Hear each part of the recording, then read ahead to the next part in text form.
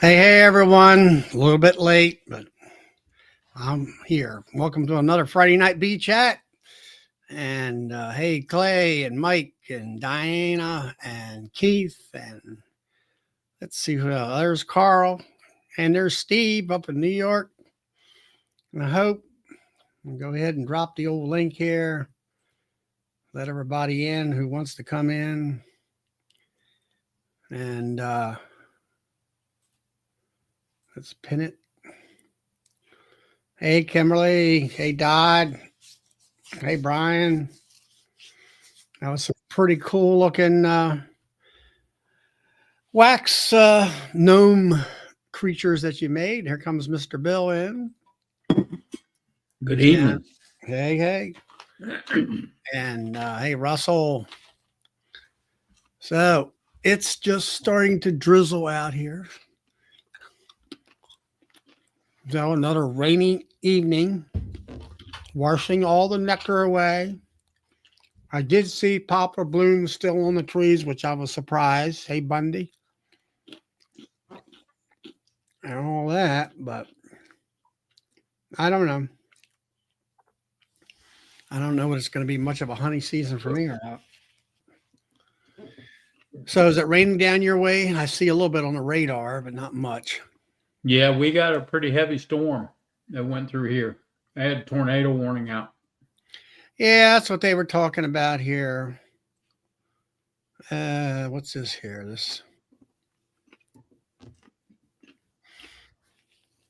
It's starting to come in where I'm at. At least that's what it looks like to me. Oh my. So yep. I've been out in the queen yard today and sold some queens today. That's good. Sold some virgins, I mean. Yeah. And I got virgins going out tomorrow. And I grafted on a Monday. Hey there, Darren. And hey, Jed. I'm eating circle pretzels, Jed. That's circle pretzels. So, and Jed, you can come on my chat. I have a link that you can click on. Jed's from out there in Utah.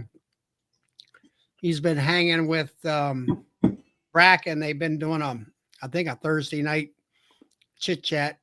Yeah. I didn't make it in last week. I had a bunch of other stuff to do. Hey, Keith.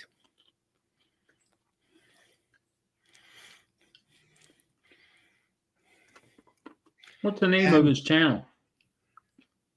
I don't know. It's either the Jed channel or Bracken. Hey, Jed, what's the name of Bracken's channel or the bee chat you guys are doing on Thursday nights?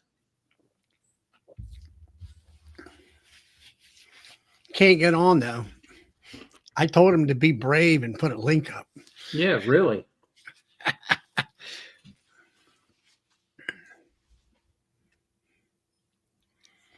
Yeah. Jed's beekeeping. Okay. You going to have a link so anybody can get in? So, well. The king of bees have arrived. The king of bees. Welcome, Ian. Hadn't seen you for a while. I figured you were pretty busy there. Wasn't able to get on. Hey, Ian, how recent was that video that you were working with your daughter? That was the other day. Yeah, just the other day. Okay. Yeah, I like that. That was a neat video. I like that. Yeah, that's her first craft. You know, you seen in the video at the beginning, I showed the whole thing. She was in there fumbling around, and then she finally figured it out and pop. Yep. And she hasn't checked it because, well, she's graduating. So today was skip day, so they're skipping a day and they're going to the lake. The teachers don't like that. But she wanted to check, but she had a flat tire. So we couldn't check because she was late. But tomorrow we're going to check. But I couldn't help myself. I checked to see what her graft success was, and she's 75%. So that's pretty good. Not That's bad. pretty good. Yeah. If that's the first time, that's really good. Yeah, Yeah, I had to hold myself back. I was going to type in. I'm like, yeah, look at her. No magnification unit. You got them young Young eyes. eyes. And yeah. I bet you she could see every bit of larvae just this side of microscopic in that jelly and everything. Yeah, she was doing all right. I was trying to show her, but I was looking in there. I couldn't see it. I guess I need bifocals or something. I don't know. I couldn't. So I was just showing reader her. glasses. Yeah, maybe I should get some of those.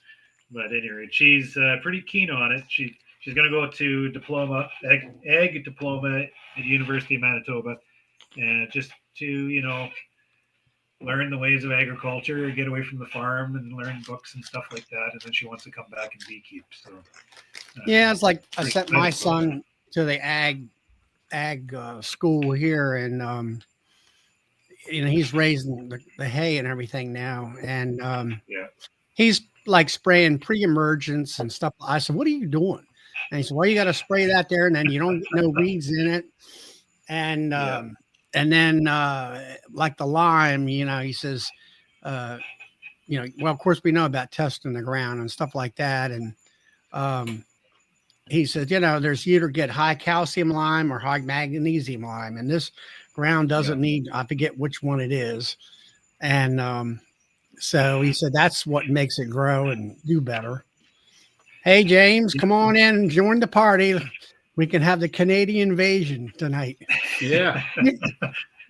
Oh, don't let James in. He's going to give me hell because he come past this way to pick up some colonies he bought from a beekeeper in Manitoba. And I said, "Oh, you come by, stop for coffee."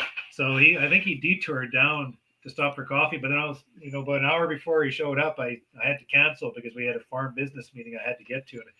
And so he basically drove by the end of my lane and then carried on. So I feel really bad for ditching him like that. But yeah, I was wondering about that because that video, about the video. And I knew you guys were pretty, that you wouldn't usually do that unless they had a good reason. No, it's a business called. So, yeah. So how's the weather, Charlie? It is raining all the time. I mean, we did have no rain in the springtime in April. And now we've had rain last week and this week.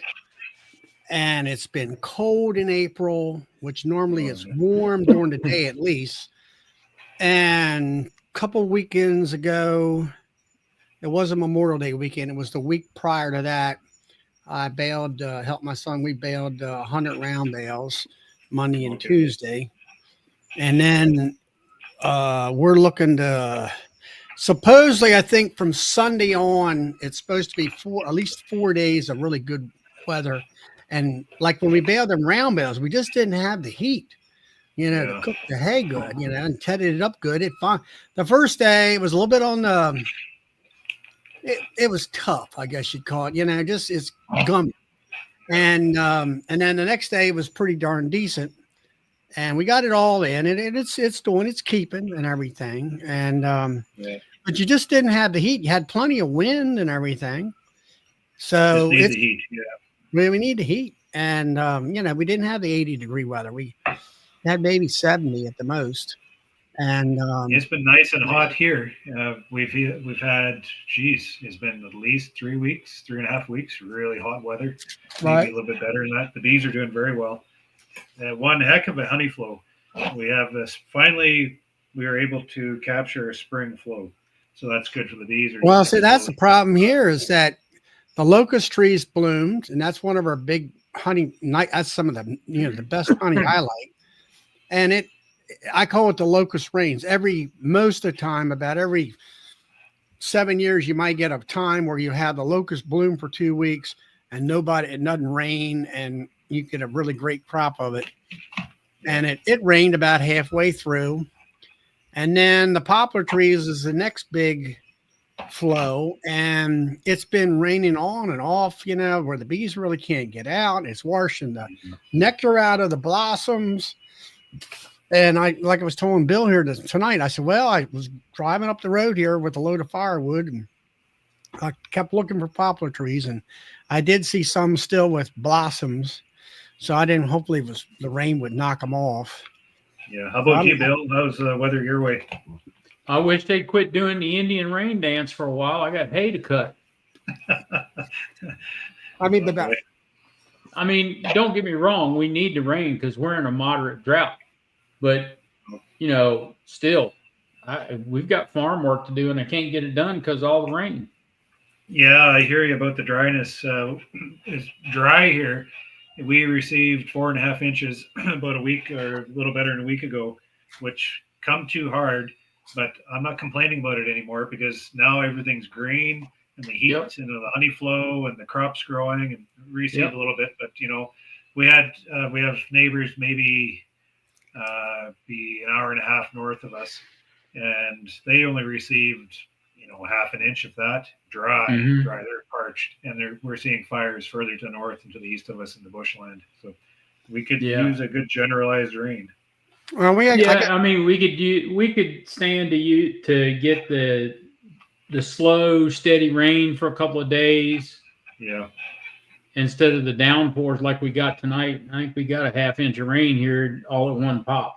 So it rained here 2 days ago, and we got about a little bit over 2 inches. But it was one of them long, all-day steady rains. Oh, those are nice. It didn't do not so bad. Right. Yeah, we received like an inch and a half in 10 minutes, and it pounded the ground. Good day, James. That guy? There he is. Evening, everyone. What are you doing? Queen Cups again? Coffee's on.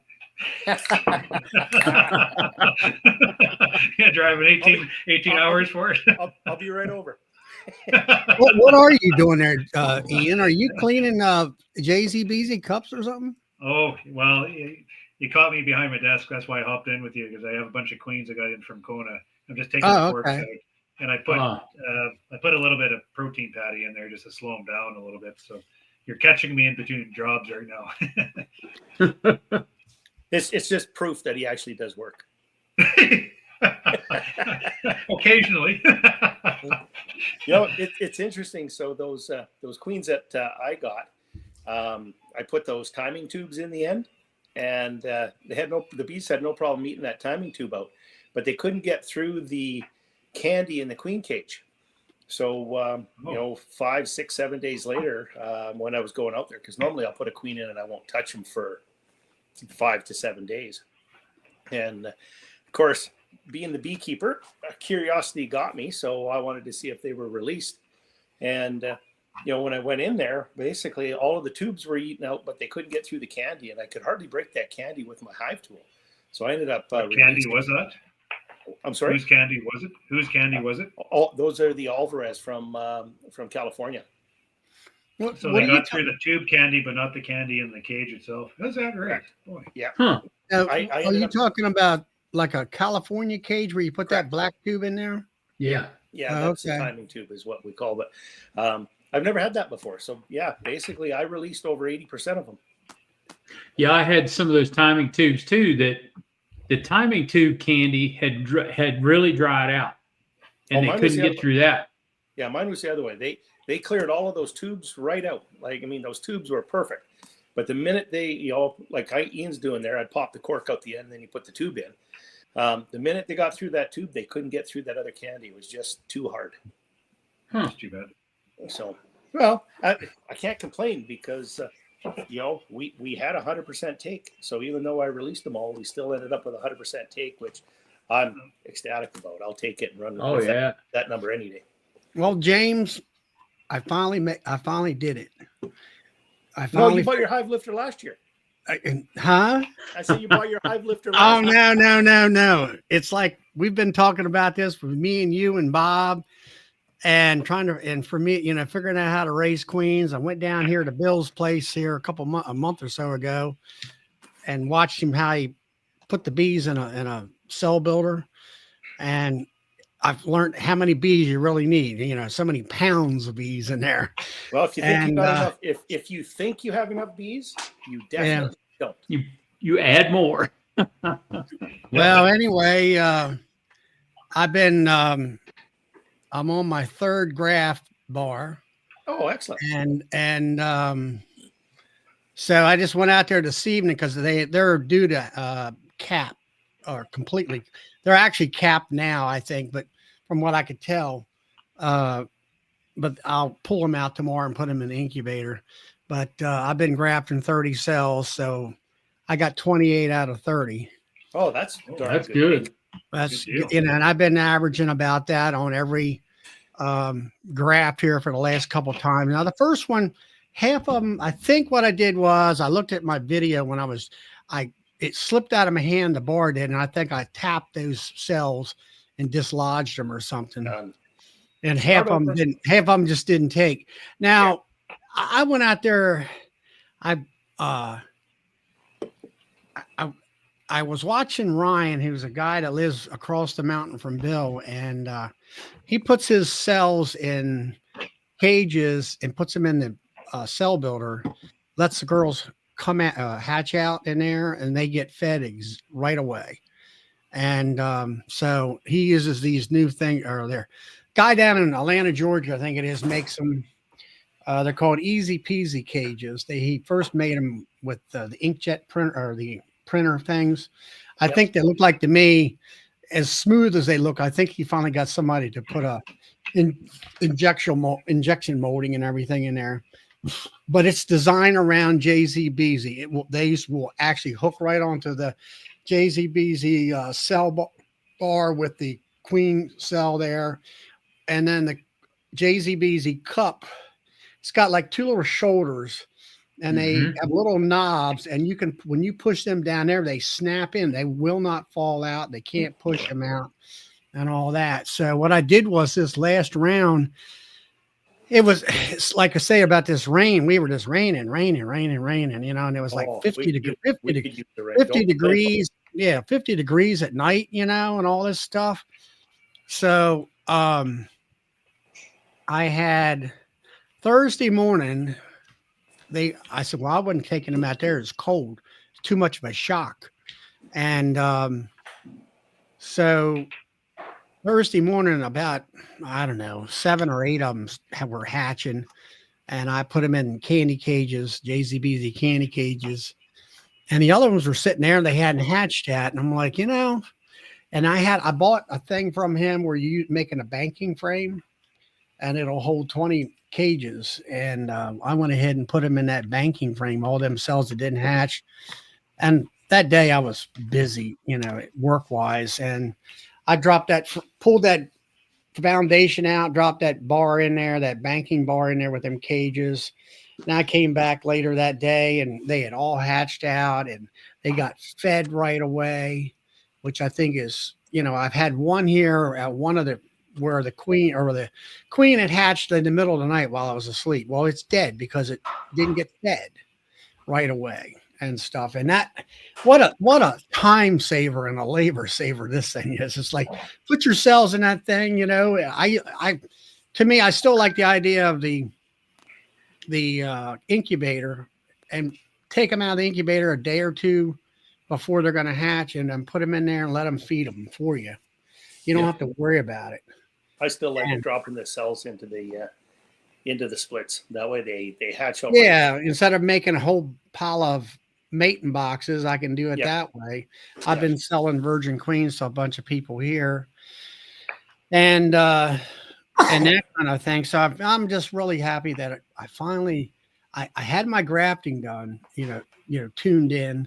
I finally got the cell builder thing finally figured out, and all that. That's really been, you know, a fun thing for me.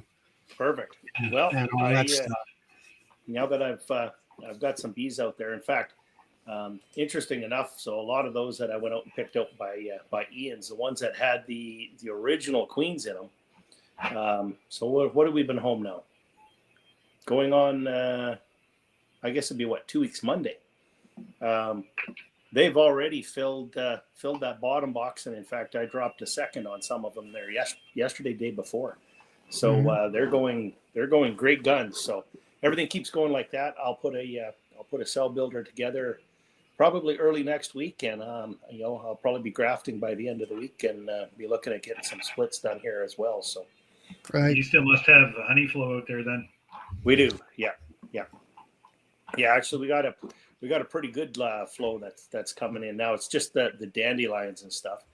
Yeah. But we're heading for the same way we were last year. We have yet to have a rain out here, so dry. Yeah, dry, thankfully dry, we got dry. a rain. Yeah, we're green. We have growth. Yeah, the pastures are growing, so we're Nice. good now. But maybe a bit of rain coming on Monday, maybe, which would be ideal. So we'll We're see supposed- if we get my order. Yeah, but we're not supposed- an inch in like 20 minutes. Hopefully, it's a nice drawn out rain. Yeah, it would be nice. We used to get nice in the spring. We used to get nice 2-3 day soakers, just nice constant light rain, and we haven't had that for a few years. But they are forecasting rain tomorrow. I think. Let me just check it here, but I'm hoping we're going to get rain tomorrow. It's going to be 35 degrees on Sunday, and then rain on Monday. They're saying. Yeah, I think that's the last time I looked at the forecast. They're saying 7 millimeters of rain here for tomorrow, so not a whole bunch, but I'll take it. Yeah, they'll put the dust down about it. Yeah, exactly. Now, James, I know you kind of talked about it the last time you were on, where you were figuring out what was going wrong with your bees. I know you had everything tested and you laid it across some kind of a chart. They died. Oh, I know they did. But you said that you had your feed, your comb, the guts, everything had a high yeast. Lots of yeast, but I used Lloyd's data. So I dived into a bunch of Lloyd's data there, and more specifically the brood patterns and the brood charts in the fall.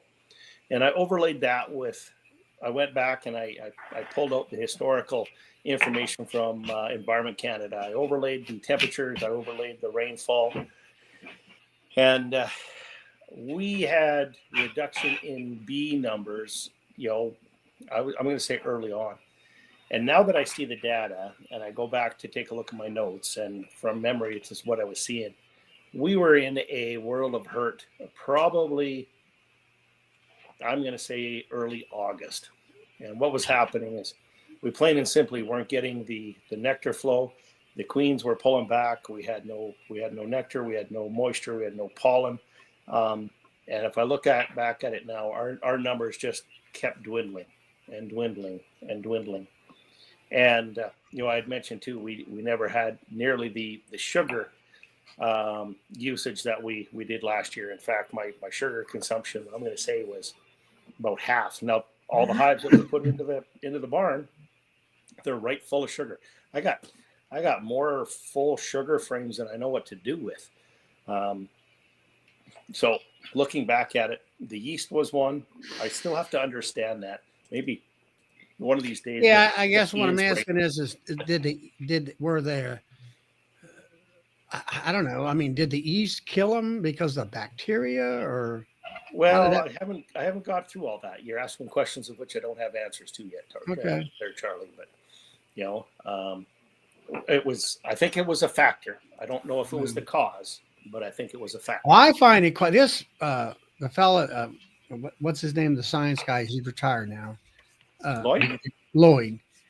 I just feel it seems like to me that you guys have this data that this guy has accumulated over his, life as a beekeeping science person. That, I mean, I've never even heard of anything like that in the United States where you can compare, put overlays of different, think like the weather and the food and the brood and this and that, unless you kind of put it together yourself by research. I used his brood data and I overlaid our weather, temperature, and rainfall data into it. Well, it's like a spreadsheet that you can kind of like. That's a good thing. Like Lloyd, and I think I don't want to speak for him because I'm not him. But he gave me a copy of all of his data, all of the Excel sheets, all of the data, all of the charts. I mean, and I dive into that quite often if I'm, especially in the winter months. Well, let's see what else is in here. And I've barely skimmed the top of the data that he's got there. Like, You've probably seen it, Ian, just sheets and sheets and Yeah, charts and I've charts. plugged into it just to help understand what goes on within the nest as it prepares for winter, because I'm always feeling like I'm left in the dark looking at a nest that's preparing itself. So I use his data to help me see what's going on within the nest, and then I correlate my brood nest to, and then he talks about point of inflection where the bees they shift from the short-lived bee to the long-lived bee, and all that kind of stuff. So yeah, it's quite interesting stuff. You can get lost though. Like there's a lot of stuff. There is so, like I said, there's so much data in there. I've barely scraped the surface of it yet. So yeah, don't talk to him either about it, because you'll get lost just talking to him. Well, interesting enough, I was going to give him a call because he'd like that. And let him know kind of what I've been using some of his data for, and I think he would be very happy to see that it's not going to waste, and that it's being used, it's being utilized. Yeah. And didn't he, or I heard that like Randy Oliver had that there chart, for the mite thing. I think it was actually Lloyd that was the one that really developed that chart, from what I gather. Or at least The mite modeling, I think the mite modeling was Randy's. He did a lot of work exclusively on that. He's a genius. That guy's just an absolute genius. But the population chart, like the predictive modeling, that all that data was from Lloyd that Randy has taken and put it into. Well, I guess he used some of that data for his mite modeling too. Yeah. So yes, it all came back from Lloyd. Lloyd says that's the only research done in the world that he can. He's searched, and it's the only research done that extensively on bee longevity in the world.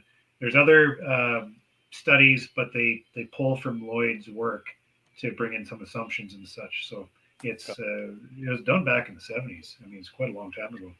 Yep. So Lloyd is basically I think you were telling me, Ian, on one of your videos where he took a year or more of following the bees. I don't know whether they tagged them or whatever, and how he painted them, and he figured their lifespans and what they were doing and all this other kind of stuff. And then he laid all that out at some type of charting and everything. And everybody else is at one of the conventions, I met up with one of Lloyd's students, Julia Common. She's out of BC. She's on the mainland there somewhere. And I was talking about this, and she kind of smirked, and she said, I was the one that did all the work.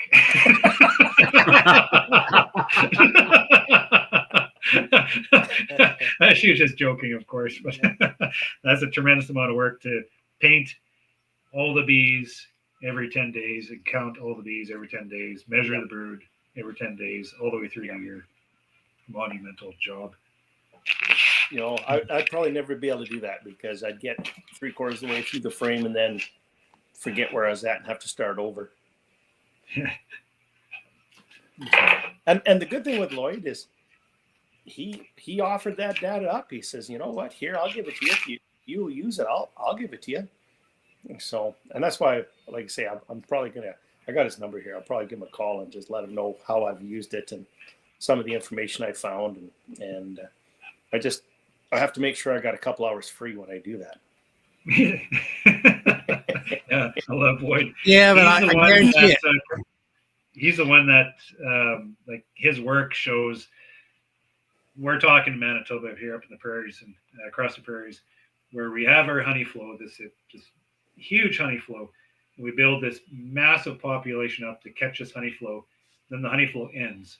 Then we have this massive population that basically sits there as unemployed bees until they basically die off as they develop the brood nest going into winter. And he's the one that kind of steered our direction, saying, wow, look at the opportunity of all these unemployed bees that you can take, shake into a package, brood, no brood, whatever, just take them, drop a queen in there, get a couple of rounds of brood, and there you go. You just use those bees instead of them just eating all these resources and just being wasteful. Yeah, and because we're having such trouble with keeping our bees alive. It seems these last bunch of years, guys are gravitating, and we can't get packages from mainland U.S. and we're having trouble. Well, I'm not going to get into all this, but guys are gravitating towards this opportunity where we have all these bees, get some queens in, and maybe make up for some Brad, losses. come on in. So, I got and a it's question. brilliant because I've done it, and basically what we're doing is right in the middle of summer there, when the honey flow ends, we have all these bees, this massive brood nest. All the mites are in the brood. You can't shake a mite on those bees, in the summer bees. So you take those bees away, drop a queen in there, you're basically making a mite-free split. It's giving the leg up to those bees first thing in the spring. And that's why it's so successful, because it's just one way we can maybe manage these little bastards. All right, I got a question for you, Ian. I keep watching you doing this on the video, and I'm like, why are you using them strips? Oh, well, because if I didn't, my bees would be dead. I know, but I had them. I was using them strips, and they came. I volunteered for them to test on the National Honeybee Survey, and them strips just didn't work. Mine are down to about 55% efficacy on its own. Yeah, that's about right. Because the bee inspector told me, she says, "Are you going to back this up with something?" I said, "Sure am, with some Formic Pro. It's in the fall." Yeah. And I don't have anything else to really. So my strategy is not to drop it, because there's still efficacy there. What I'm doing is I'm like a grain farmer's turkey tank mix. I'm putting in a thymol product at the same time, and it seems there's something about that. It gets the bees, over the strips more, or maybe there's a synergy there. Yeah, I know you've talked about that on the videos and stuff. Yeah. And that's one thing don't write a book about it, but dabble with that, see if it works. Because we need something in our colonies that is an extended period of time of treatment. Formic's a flash, thymol's a flash, oxalic acid's a flash, unless you use these strips. But then they're got to watch them, because they'll hurt your colony too if you put too many in there. And just the duration. There's all these alternatives that get it, but just not enough. So the apiary keep in there just to provide that extended exposure to it. And my bees are booming. And I would say it's to do with the apivar, but I'm saying because I've cleaned up my mites, so I'm hitting them a very direction. I've decided I'm going to be a mite exterminator this year. Yeah, and beekeeper second. I was seeing somebody. I don't what I get. Was it who was it? They were putting. I guess it was Bob Benny. He put. I don't know what it was, Roxanne, those extended release strips on top of the bars instead of draping them. But he said he talked to Cayman got them from Canada. And I don't know whether it was Varoxan or was it another product like that. Yeah, it's a similar product. Yeah. Huh? So it's the same thing. Just Varoxan, I forget the concentration. But this one is a lot more. It has more oxalic acid in it. Okay. No, but they were putting them across the top, which I think is a lot easier than draping them and all that stuff. Yeah, because when you drape them, wherever the Varoxan lands on that frame, it burns everything down to the foundation. Oh, it does. Yeah, it does. Yeah, I've heard of several people say that. It's worse than the strips from Apivar. Yep. Okay. I don't have experience with that. No. Yeah, but I'm watching. You really got to be careful how you use it. They can be hardened excluders too. I think that's one reason why guys are going to draping them down a frame.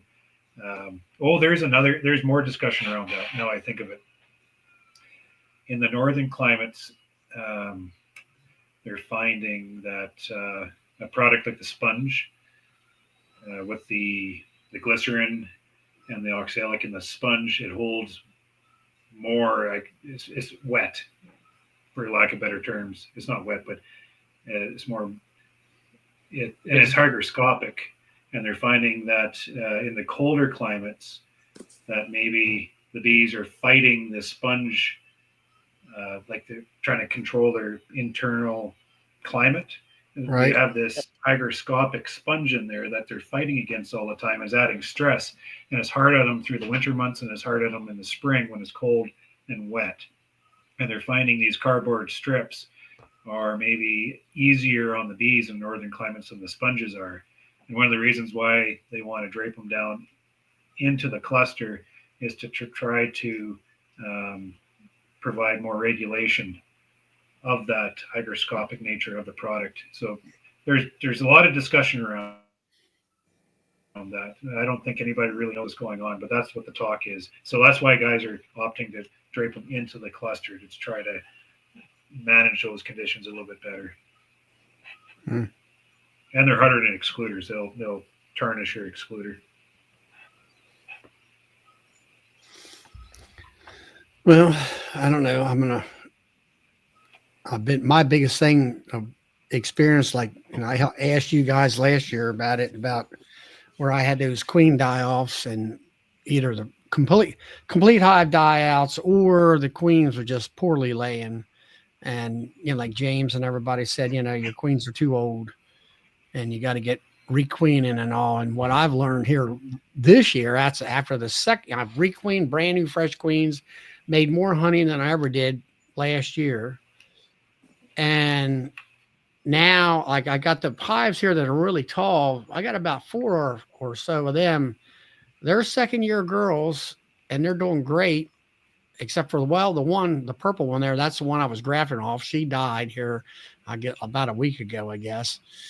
So their other ones are not all that big and tall, but it just seemed like to me that I'm leaning towards, like you guys do, you requeen every year in order to keep that laying up, or keep that hive in peak performance at all times. Yeah, well, I don't requeen every year. That would be far too much expense if you were going to buy them, and far too much work if you were going to raise them. Yeah. But I do mark all my queens just so that I know if they do get superseded, I can see that.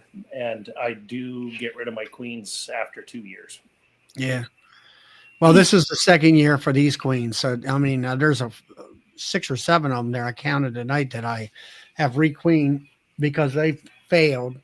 Kind of like Brad down there at Cajun Homestead down there in Louisiana, where he has to requeen every year because he doesn't really have a winter, and they're laying 12 months out of the year. Well, I did try those little breeder boxes last year where I took a full-size hive and I divided it in 4. Uh-huh. Man, that worked really well. It took me forever to get the frames drawn, but once the frames were drawn, man, those are a queen machine. I mean, you could drop a queen in there and rotate them through extremely quick. And in every pallet, I was making 8 queens, just rotating them through. So. Yeah, what is that? Did you make them boxes, or what was that? Wasn't Brad making some of them like that? Well, I worked with Brad. Yeah, Brad gave me the idea. I'm not sure if it was Brad's idea or somebody else's out there, but yeah, we kind of I got a hold of them, got the dimensions, and then that's where I made all my own little frames and stuff for in there too. But they're done now, and all the comb and stuff is drawn out. So those are the boxes that I'll be using here, shortly. So. Yeah. Well, as far as like these different hives that were queenless and everything, it's like I told back at Hive Life, Kent Williams, he taught me how to graft back in 2019, and that's what he does for a living. He does queens and does honey and goes, sends bees to California some. And I said, being able to raise your own queens, that's the key to self-sustainability. When you can master that. Mm-hmm. And it was so nice, like that big, tall first hive right there on my shoulder. I went in there and here's all these emergency cells. And I'm like, what the heck, and she's not there. And all I did was walk back in the back here where I've got a 2-frame mating box with one of these carnies that I really like. And I just picked her up on the frame, brought her over here and dropped her right in. And I'm like, okay, I'll see you in 2 weeks and all that, you know. And Well, my problem now is as I'm getting older, you ain't old. the glasses have to go on. Things like that. As I get older, I don't know how you guys do it, but You just don't let the gray hair affect you any. no. So, like I say, I am, at work, I got to wear glasses and things like this now. So it's just, for somebody who's always used to have 20/20 vision, just a little bit makes a big difference, right? So I'm finding that. I found that out kind of at the end of last year. I had to make sure, okay, I'm going to go graft it. Where's my glasses? Just things like that. But Yeah, I got new glasses. I can't wait till the 14th of June to see what it's going to do to my grafting. Perfect. So I had to go. I wear trifocals, so it's really going to be interesting. Here's we just finished going through an outage down at the mill, and of course, part of my job as the reliability manager is taking a look at all of the details. So this is I took some magnifying glasses. And I was looking at the details.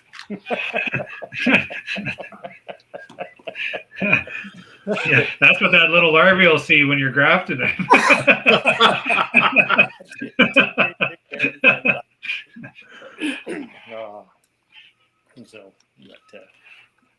Anyways, I'm probably going to drop out of here, guys. I told the wife I'd just pop in here for a little bit, and well, it's been a little bit. Well, next time you're by, stop in for coffee. Told you might end up getting bobbed. Don't say that too loud, Ian. I'm not above driving to Canada to get coffee. Coffee's on at 10, unless I have a farm meeting I have to get to. Oh, that's all right. I understand. Might take me a couple of days to get there, but you never know. Well, I keep saying if I could drive to you, you're my neighbor. So I have a tendency to go on the odd road trip. Let's put it that way. Yeah, I've heard about your road trips. Alrighty, guys. Have yourself a great evening. Have a good All right, James. Good to see you. Glad that you came on. So well, let's see. Your honey flow's just kind of getting started, isn't it, Ian? Or not? Spring flow. Yeah, we've had about 2 weeks, a good 2 weeks of spring flow, and we're just starting to get to the end of that, which is nice. We finally got it. It's been, boy, last year we didn't have it, and the year before maybe we had some of it. The year before that we missed it. So it's nice to get it. It saved on this sugar bill. So that's, now we're starting to see the alfalfa poke through, and clover is starting to stretch. So we'll be 10 days to 2 weeks. We'll be looking at a revived flow. So we're about to go into a dearth, and then we go into our main honey flow. Well, your main honey flow would be the canola, right? It starts with clover and alfalfa, and then the canola comes after that. That's the bulk of it. Talking about alfalfa, I mean, don't you guys cut that every 28 days, and you don't get that bloom and all that stuff? Yeah, we miss out on it too. Like my brother, he feeds silage, and so the silage for the energy, and then the straw to bulk it up, and then the alfalfa for the protein. So they cut it before they see a flower. Yeah, it's too bad. Yeah, I mean, but we still have alfalfa in the ditches and places like that. So yeah, but I mean, they were talking about that here a year. I don't know, in past talks about where the migratory beekeepers used to go. I forget what state it was in the Midwest area, where they used to raise a lot of alfalfa. And then when somebody figured out, hey, if you cut it before 2/3 of the bloom, you'll get more protein. And that was the end of the honey flow there. They had to move to a different place. Yeah. Yeah, it's too bad. Alfalfa makes great honey. Do y'all do any soybean up there, Ian? Yeah, guys are just so we don't grow soybeans like you guys down in your area, but we do grow. The guys are putting it in right now, so it's a short season soybean. Yeah, We we don't get get any honey pollen. off We it, get though. pollen and a little bit of nectar off of it. Oh, you do. We don't get anything. Yeah, it's a different variety, I think. Yeah, I've noticed that up here they plant a variety that I think there's a blossom there, but the bees don't go after it at all. Oh, shit. Yeah, so I think I'll carry on. I'm just gonna take these queens out to the yard, drop them in.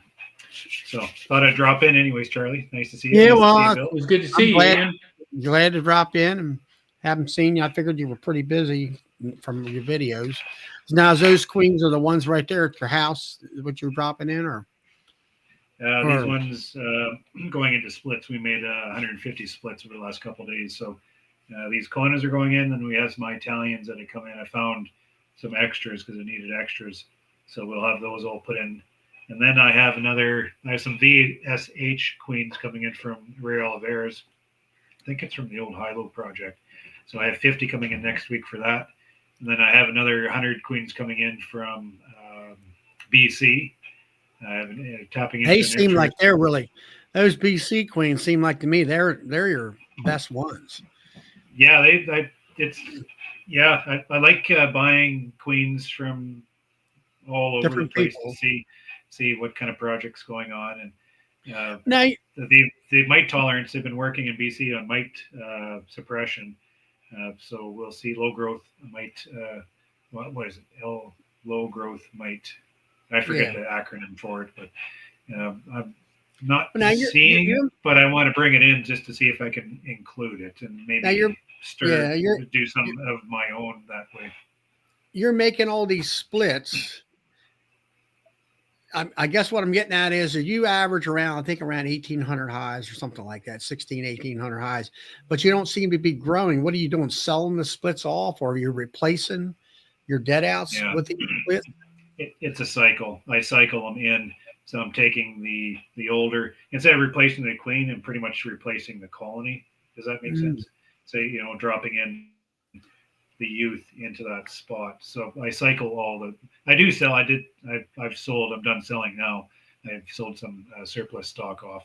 But good day, Brad. Hey, Hey, everybody. Brad. How you doing? Good. Good.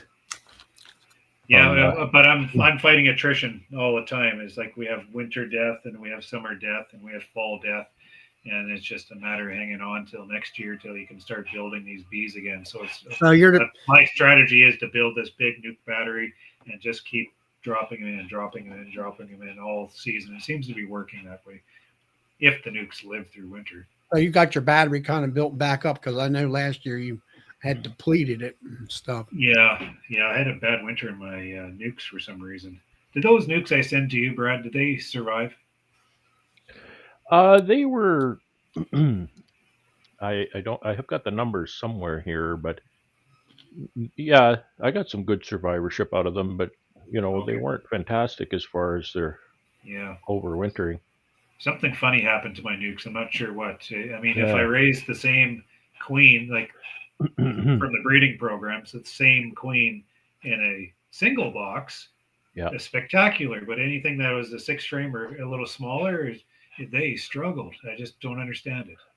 Something caught me off guard. I still don't see it. What I think happened was with my mite escalation in the fall and my mite program, I halved it for the nukes, where maybe I shouldn't have, because they had a lot of bees. So it was practically like it was a full-size unit, and maybe I didn't put enough mite treatment in those small units. I'm not sure. I don't know. Well, I'm just looking for my data here. Who knows? It wasn't the queens, because I take the queen in a little patch like this, and I give them bees, and they explode. I mean, the queens are good. It wasn't my queens. Yeah. So it was some other factor I'm not seeing happen. The stuff that wakes you up in the middle of the night and you go, well, I had to get up late last night and look something up because James was talking to me about questioning the health of the syrup in his tank. He was wondering if, and he did have it tested, and he said there was quite a bit of yeast spores in there. And I looked that up timing wise when I started using the IBC tote for mixing my syrup, because admittedly I don't really clean it very well, and maybe I better start.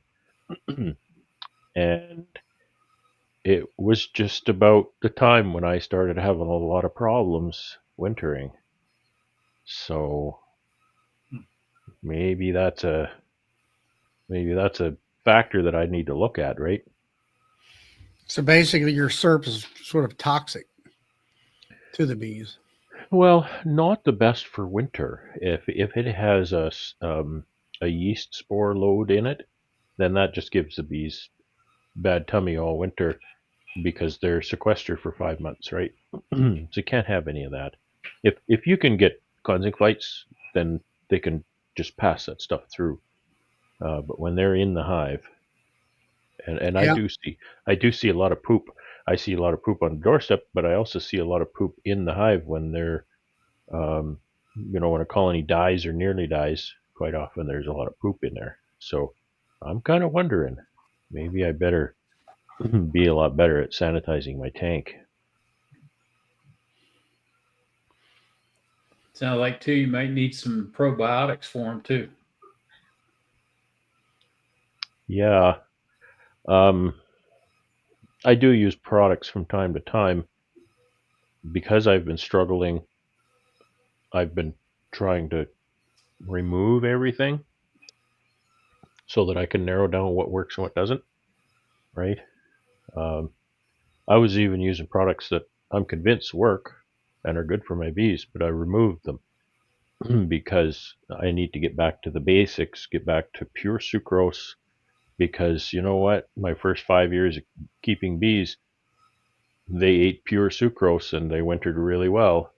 I was the guy 5-10% loss, and you know what has happened.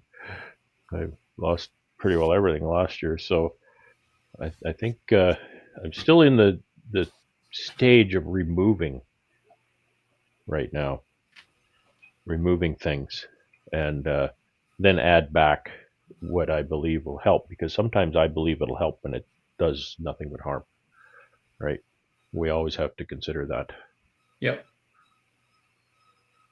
It's a tough thing to keep them indoors for 5 months, right? It's just a little bit of a special situation. They just got to have such you're pure right. feed, pure feed, right? Just Yep. pure simple sucrose is exactly what they need, because it's just got no other stuff in it unless your tank is introducing stuff. Yeah, Yeah. just thinking about my feed pails. They're black inside. A lot of them. Same thing. Yeah, Never thought of that angle before. they're hard to wash. Well, impossible. Yeah, I didn't think my- about making some kind of a pail washer with You talk to scrubber James. inside. James has got a good pressure washer tip for that. Oh, I'd like to get one from him. Set up Jeff at BMade. He's got a good solution for that too. He had a pressure washer hose mounted vertically with a foot valve, and he could turn the pail over this thing, hit the foot valve, and it would go through there and wash the pail with high pressure water, and then it's upside down, so it just drains out. yeah, I should get the kids on something like that. Pretty simple and pretty effective, I think. And James showed me a washing nozzle that he had, so I'd like to get that one. I know it's not recommended, but I do a lot of my fall feeding open feed now, just because of the ease of it. And the bees, I hate pails. Gosh, do I hate pails. I hate pails. The only time I like them is when it's a cold spring and you can get the feed to them when they need it. Well, I still hate pails for that, but it's the only thing that works. Yeah. Right. I watched your video, Brad, where you had that hive top feeder. You must have got from. Yeah. I wasn't going to leave a comment because I tried the same thing. I knew exactly what your outcome was going to be. Yep. The bees will Nothing. just not climb up there. Not a bee. Not even if they're hungry, they won't climb Yep. up there. I wonder if In the fall they internal will, but in the feeders would spring work they don't. for us. Would internal feeders work for us? I think if that internal feeder is empty by the time they go in the shed, if there's feed in there when they go in the shed, that'll be really bad news, because it'll go sour, and then the bees will eat that and go get bad stomach. But I wonder otherwise if a internal feeder would work for spring feeding. Yeah, it's a lot of work. I need my space. That's the only reason why I don't use it anymore, because Right. I need those frames. And I see Bob. He's taking it out. He's putting it in. He's taking it out. Yep. Putting it in all the time. Yep. Ooh. Yeah, if you don't run it all winter, then in the spring, you need to go and take out a couple of frames, put your frame feeder in, and then manage that whole thing. And I told you I can get you 11th frame in that box, so maybe that's why you need to do that. I did run the feeder in the colony one winter. This is a long time ago, and it was outside too. Yeah. And condensation just made a mess inside. Yeah. So I quit doing that. So it's really something to put in the spring if you're going to do it that way. I don't think so. Yeah. Yeah. Because they do well on that. Actually, the best feeder I've ever used was one of those jars on the front of the colony. I forget what you call them. Boardman feeders. Boardman, yeah. Just they're so impractical for any type of scale, but they were the best thing that I ever. When I started beekeeping, they built so many bees in the spring for me. Maybe I should go back to them. I like the jars that I use, half-gallon mason jars. It's just that the lids get so difficult to deal with. They get rusty because they get the sugar on them. They get rusty. And I used them extensively one fall, and I battled hand pain for probably almost a year after that because of the twisting on those lids. And I stopped using them, and the hand pain has gone away. Yeah. But I like using those. They seal well. I can see the level of the syrup, so that's nice. Yeah, and you can just trickle it to them, and they'll take it very slowly. In the spring it's perfect because it's half a gallon, which is really what I want to do. Give them half a gallon at a time. Whereas those little pails, I have to kind of, count to 2 and hope that it's half full. Yeah, they drip. But, and they drip. They don't drip as bad as the big pails do. So I've kind of gravitated towards open feeding. My neighbors are, far enough away. Where I meet up with my neighbors, I feed pails exclusively there because I don't want to feed his bees. But you talk about that. I'm like, Ian, do you actually have neighbors? We do. Yeah, we have sharp elbows neighbors. Too. I don't have neighbors. Yeah, but I mean, I sit there and watch them fields that you got. I'm like, where's any houses at? I don't see them. I mean, they can't. It ain't like they're right next door to you. I was telling my hired guy we're going down the road back to my home, and there's a car coming down towards us, and I said, "Who's on my road?" I'm the only one that uses it. The farm I grew up, our laneway was a quarter mile long, and you couldn't see the yard from the road, and it wasn't far from the mile section road allowance, but there was no road there. So quite often people would think that this was the road, and people would come driving in our yard and all the way through the yard and all the way to the river and realize that's not a road. This guy's yard. Yet they kept going too, didn't they? Some of them would end up all the way to the river. Yeah. Well, I was hurrying to finish my supper so I could say hi to you, Ian. Oh, yeah. Just because I knew you were leaving, not because I didn't want to say hi to Bill and Charlie. Yeah, I was going to head back out, but maybe I'll just wait for these queens in the morning. We'll see. We're just about done seeding canola. The guys they got stuck again. But and I didn't have to help him this time get them out.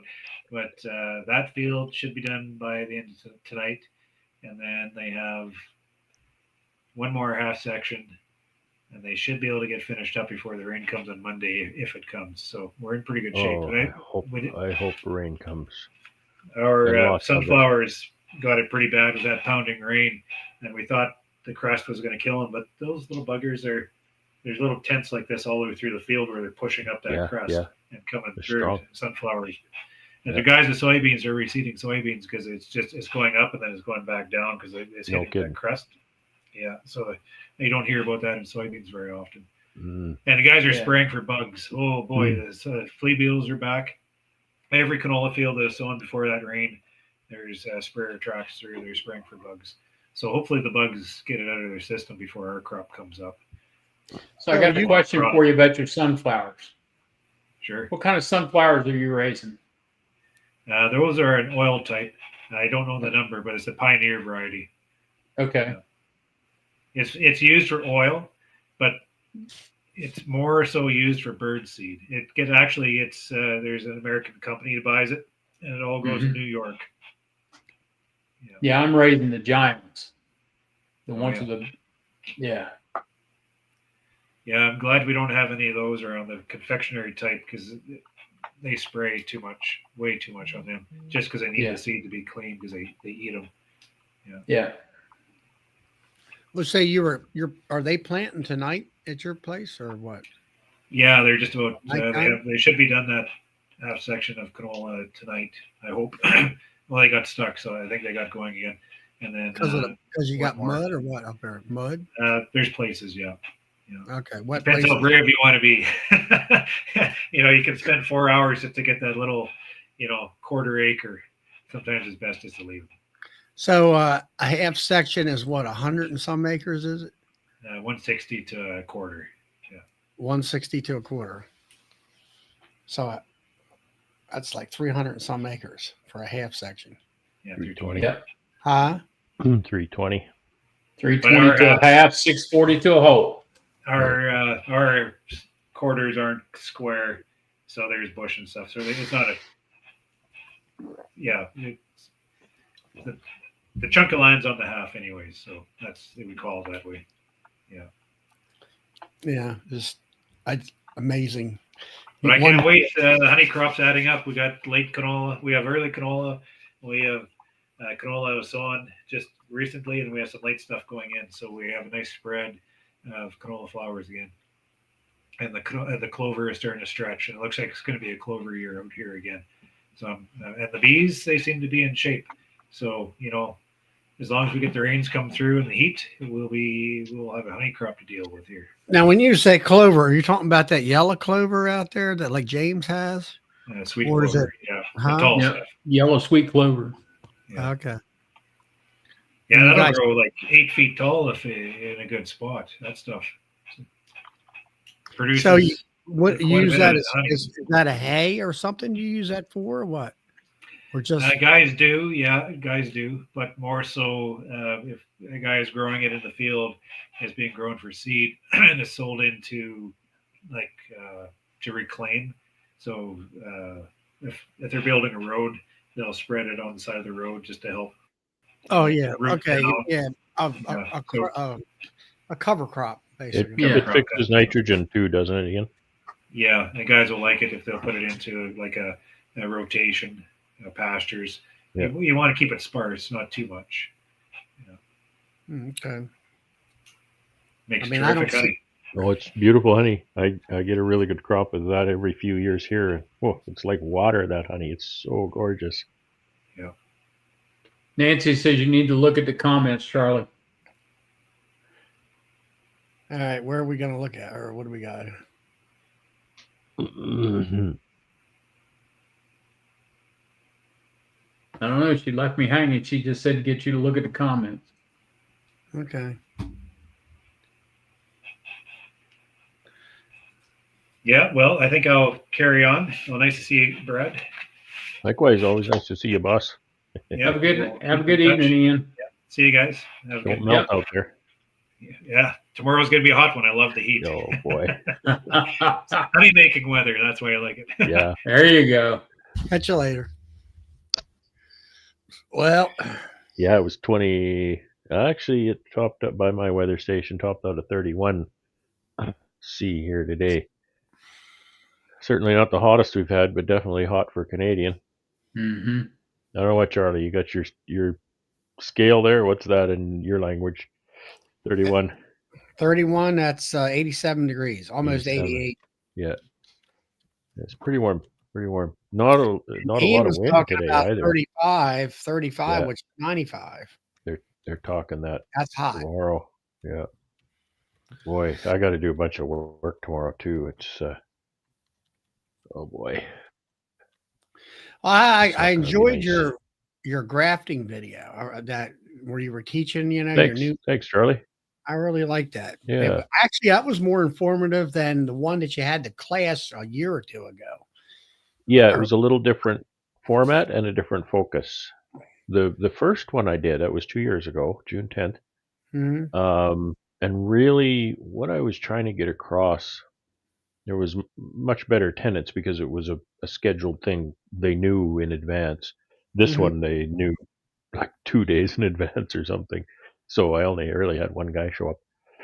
But 2 years ago, I tried to just give them enough information to tell them, yes, you can raise queens.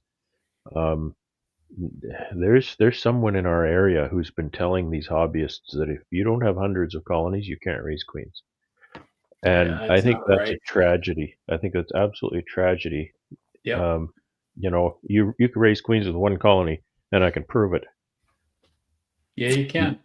You just neglect it and let it start swarm preps. There you go. One colony is going to make queens. You don't need tons. You don't need tons. The first, like when I started keeping bees, that's exactly how I made my first, raised my first queens. It's just, oh hey, look, a swarm cell, and let's put that in a little nuke box off to the side, and it would mate. And boy, the feeling! I looked in that thing, and there was eggs, and I thought, man, that's awesome. Let's Mhm. learn how to do this in different ways and pick a way that really works for me. I've gone through OTS, I've gone through walkaways and whatnot. If you want to do volume, you really need to graft, but it's certainly not the only way to do it.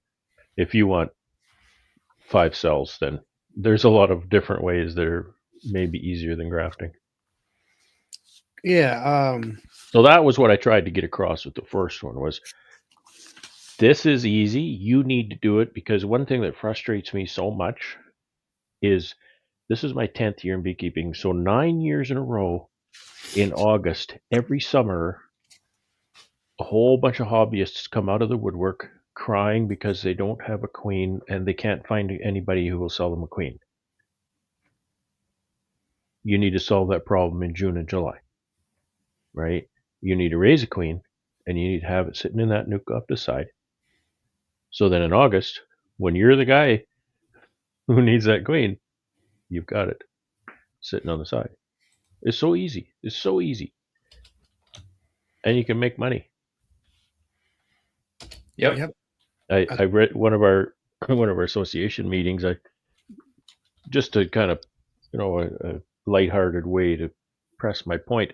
I pull a $50 bill out of my pocket. So $6.85 US, but $50 Canadian bill, and so I pulled a $50 bill out of my pocket, and I said, "Does anybody want this?" And everybody was just kind of dumbfounded. Nobody said anything, and I said, "Do you want this? Do you want this $50 bill?" And finally, somebody stood up and said, "Yeah, I'll take it." And I walked over, and just before I handed it to them, I pulled it back and I said, "You go raise your own queen. You can have your own $50, right?"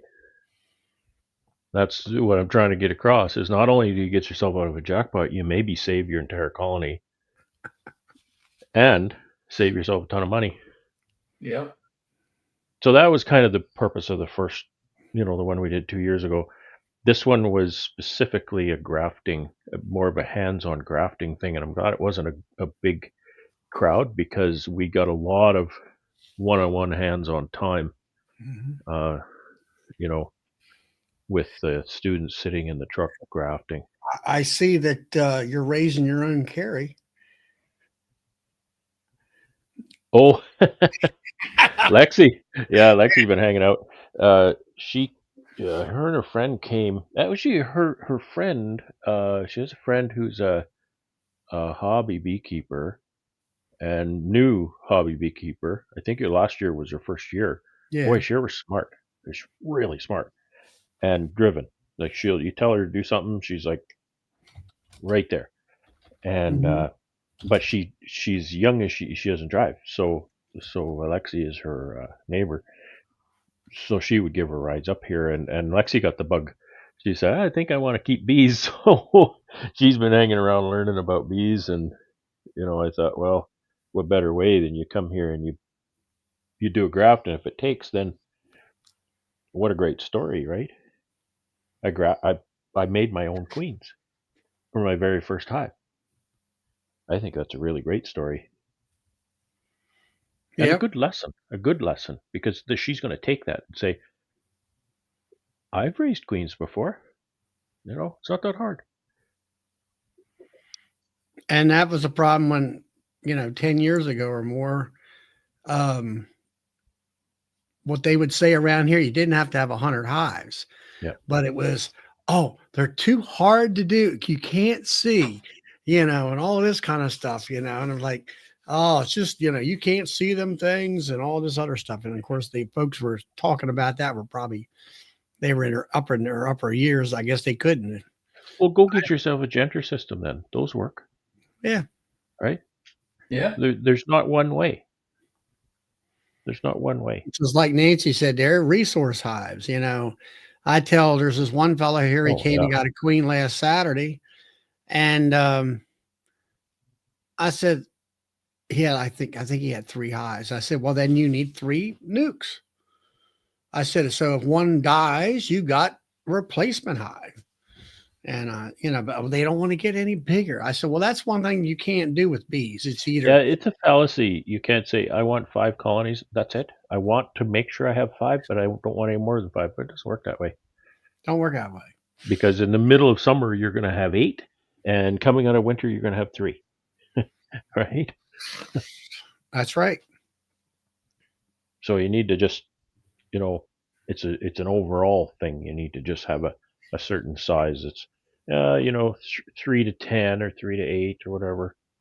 Well, you're like you say, your apiary expands and contracts and expands and contracts. And Depending on sometimes by design, but sometimes more than you want. Mhm. Like last year, my apiary shrunk and was the whole You're thing, nothing. right? This year it's a struggle too. We're going to be making mating nukes tomorrow. I think Lexi and her friend are coming up. We're going to make mating nukes for those queens that we grafted last weekend. There's 25 of those. We're going to make up 25 mating nukes, and that's going to pull most of what's in my apiary. This isn't a live picture. This is actually from last summer. Mhm. So it's going to pull a lot of resources out of my apiary because some of those colonies are almost nothing in them. Just a few bees and whatnot, but you don't need a lot. You were saying on your video I watched, Charlie, when you're loading up your mating nukes, you don't need tons of bees. You need tons of bees for a mating nuke. As long as it's warm weather. I'll caveat that. Yeah, there was a few months here that like 50 some degrees out there. Yeah. But the mating nukes, they had some bees in there, but they weren't. They could use a couple bees or so in there. That's as far as that goes. But It's a compromise. I like using deep boxes as well for mine. The smallest boxes I have are 4-frame. So all I'm going to do is just stick some feed frames in there from dead outs, and then I'll just take 1 frame from the apiary. And it really doesn't matter how many bees are on it as long as it's 3/4 of a cup or a cup of bees. mhm. But it's convenient to use deep frames, as everything has deep frames. Once I start using some of those minis that you were talking to James about, if I do, I don't know that I will, but maybe I will, then that's a little bit of a different system because I can't just pull frames from production hive and stick it in a mating nuke. They're a different form factor. So have to, you have to load the mating nukes and whatnot. Yeah, I don't know. I just, like I say, it's like those two frame mating nukes. Once you kind of get them established, and you got queens laying, and then you can pull the queen out and sell it. Then you got that brood hatching. Now it's like it's on this momentum Oh yeah, where it's self-sustainable, and you can drop a virgin in, then pull the queen out and sell her, and drop another virgin in, and it's just a constant. Once you get it, it's like once you get the wheel moving, and then it can just continues on and everything. these I'll probably let the queen once she mates. I'll probably let her build up in there a good amount, and then transfer them over to a 10 frame. And I'll likely do that until about maybe about the solstice. I'll do that, and then after solstice, I'll probably transfer those over to a 6, just because they won't have quite as much season to build up. Mhm. Like the new ones, I mean, I'll mate the queen and then I'll move that into a 6 frame because they should fill that. My objective this year is winter, right? Make as many colonies as I can this year and get them ready for winter. As far as honey flow goes, what happens happens. I've had 2 really good crops in a row. I have a decent little inventory. So if my production is lower this year, I'm as prepared as I could be for a low production year. Well, the main thing, like you say, is rebuild this year. It's like, you got those queens. Yeah. I'll be right. All right, guys. And, you got your mating boxes. And if you can get the momentum started there where they're laying for you, they're young, they're laying, and things are kicking in. And it's like me right now. I need brood frames. And I'm like trying to get these different hives, make wax and make brood frames and not so much honey frame. I think the honey, I don't know, between all this rain, my flow is it's dwindling unless something kicks in here in the next month or two. But I need, looking for brood, and I got I got my nukes out there. I got one nuke I'm going to turn into a honey hive, and I keep stacking boxes on. I want to get enough on there to where I can get, 20 frames, and that way I can break it down to a regular 10 frame box and that kind of stuff. But right now they're drawing wax and making brood. So you're right. The focus is rebuild, but I also have to focus on why am I struggling so much? It's Figuring out the problem. It's just been really hard the last, 3 or 4 years. Especially the last 2, it's not gotten any better.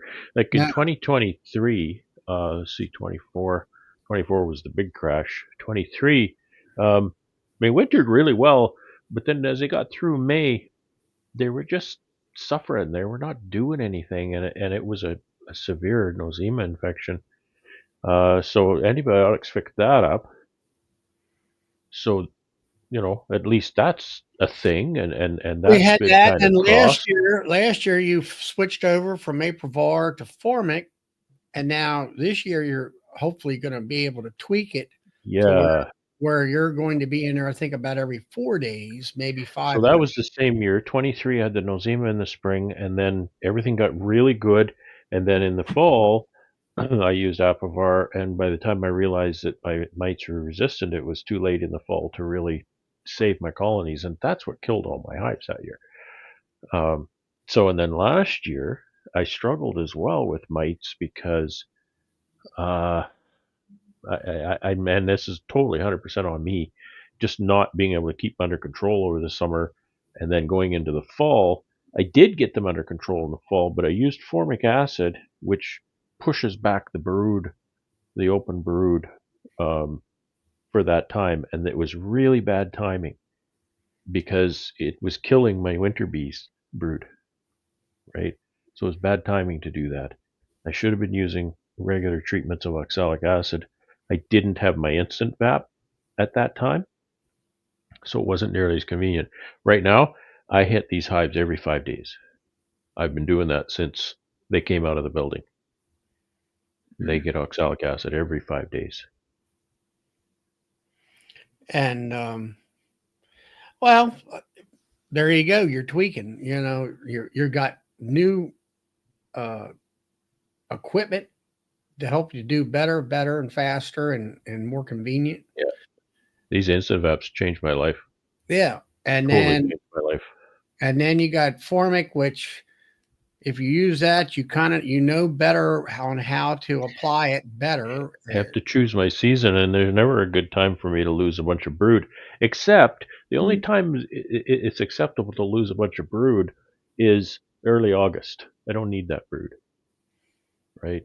Because I got just tons of bees in August that have no job. There's no more flow, and my colonies are 80,000 or more population. Well, see, that's when I put the Formic on is in September, the 1st of September, Yeah. right at the end of I think August. you have about one more month past me to build up for Yeah. winter. Is that true? Yeah. Yeah. About So that would mean August for me. So yeah, it's the same thing. same thing. So I apply that when we don't have humidity and we don't have excessive heat. You know, I'll say down here for our stuff, it's 80 degree. It can be up to 85. I tell people 85 or less, Yeah. low humidity, Yeah. and then I don't have queen issues. Especially the first 3 days. You know, Of the treatment. and that kind of stuff. Yeah, Do you do the two pads? Two pads, pads. 14 days? Yeah. I usually have a nice cool about 4 to 5 days, and by that time, the major off gassing is kind of over with, Right. and then it's tolerable if you get any That's higher what you're telling me that because my complaint with them was I can't tell if it's going to be too hot over the next 2 weeks. And he said, don't worry about it. He said, look at the 3-day forecast. If you're under those maximum temperatures, then you're good. Because 3 days, it's the largest part of it is gassed off. And then, it's a far lower level of off gassing for the next, 11 days. Yeah, and by the time you get around to, I mean, I've taken them off a few days sooner than the 14-day, 2-week thing, and it's like hard cardboard. It's like you can kind of smell it, but it's like it's done. Yeah, yeah. It's totally done. And yeah, you could almost take it off at the 10th or 12th day and be safe. That's what I would say. And they say that there's no hard and fast rule that you need to take it off. It's an organic substrate. It's compostable when you do take it off, and there's nothing saying that you have to even take it off. So, Yeah, if someone's going to use it before winter, or even maybe I want to put it on,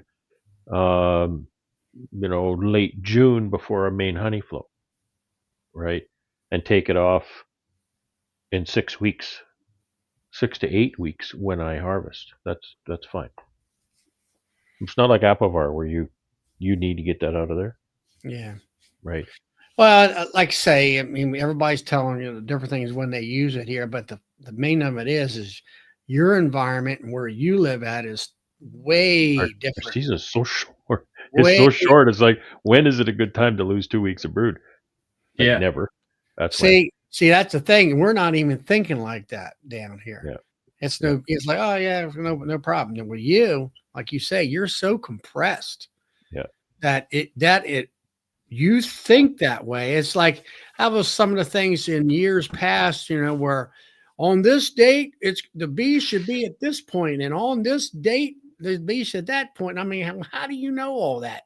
Well, in your environment, it is like that. Yeah. And it's like you take where I live at and Bill lives at, and then you go all the way down on the deep belly of the country down there in Louisiana, and you got like Brad down there, the Cajun homestead. They don't have any winter per se. And, it's like, well, I can requeen in like the 1st of November or something like Yeah. that. And It uses Yeah. Formic Pro in February. yeah, Yeah. and Well, so it's like this is the first year I haven't had Formic Pro on in the first 2 weeks of April. Yeah. Yeah.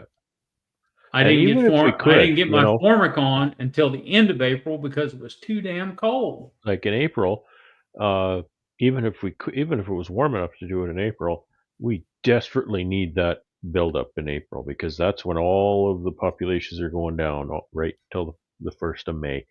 So you can't do it then. In May, then you need that brood to start bringing those colonies back up. Can't do it then.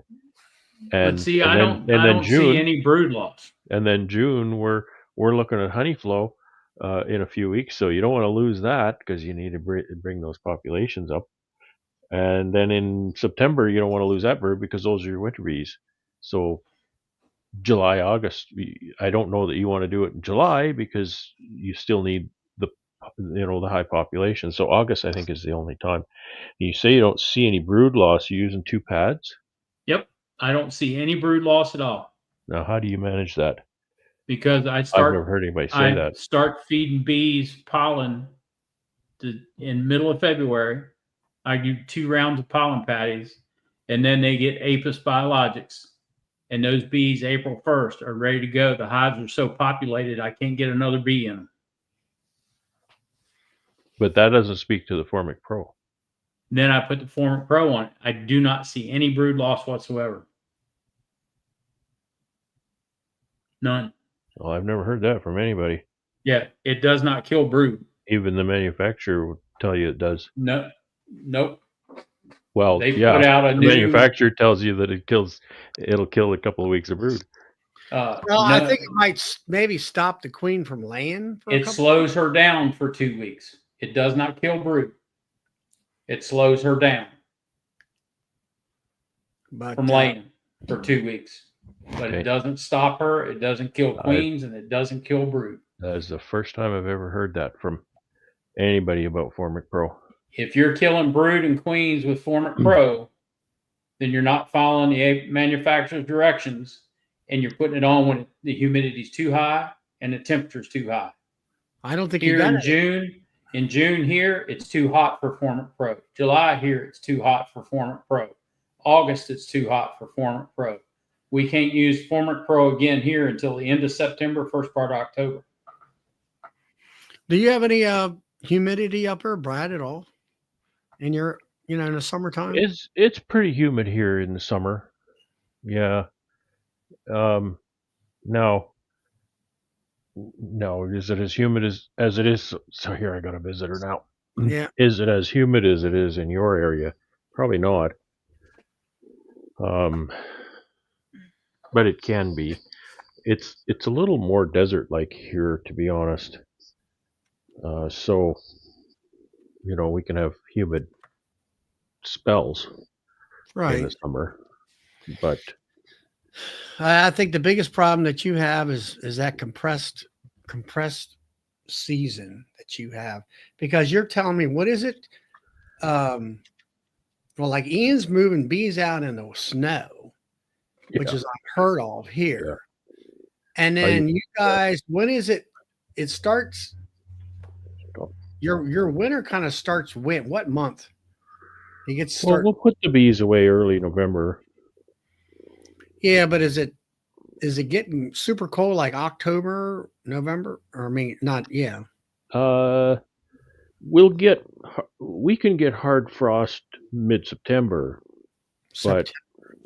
but we can, the ground isn't freezing until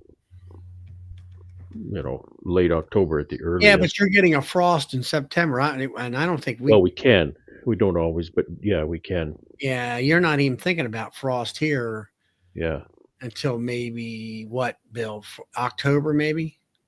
Usually end of October. Yeah. End of October. So that means, see that, like you say, we got that wider window. Well, put it this way: Halloween costumes in this part of the world are made to fit over a winter jacket. Because almost guaranteed you're going to be trick-or-treating in the snow.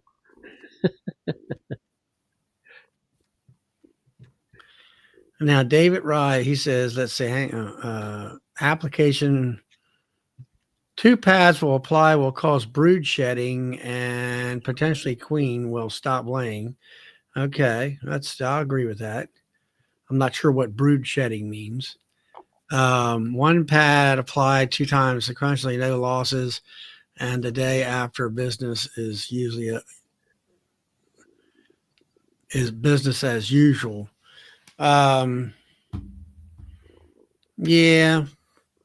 The only problem with that is, David, is that, I had Dr. Sammy Ramsey. He was talking about this, and I had him on a couple shows in the clubs. And I asked him about that because he had made mention of that. And he said, yes. He said, when you put 1 pad, it doesn't penetrate the brood cappings like it does when you got 2 pads. That's what the manufacturer says, yes. And you don't get the kill, I'll say, and all that. So, But if you use it in a low humidity, low temperature time of the year, you get a better kill. well, like I say, I only use it in September. I don't do it in the spring. I use OA like Brad's doing through the wintertime. And I did that OA this year in March or April, whenever it was 40 something. It was still cold. But warm enough for the OA, and I still got 0 mite drops. So I'm managing from, let's say, the end of December through the spring of the next year. My hives pretty much have a minimal amounts of mites in there because of the OA, doing it at least twice a month. I've always had excellent knockdown using OA in October because our brood production, our sealed brood level is just plummeting, and so all of the mites are on the bees. Yeah. And OA is very effective, with the caveats about it's kind of a one-time thing and it doesn't kill mites that are in the cells. So that declining brood situation, to apply OA at that time, it's highly effective to knock them down. Now, knockdown really isn't the end of the story because of the viral loads, right? Viral loads is really what's killing your bees. Mm-hmm. And so if you had high mites going into October, you think, well, I'll knock them down in October. Well, it's too late.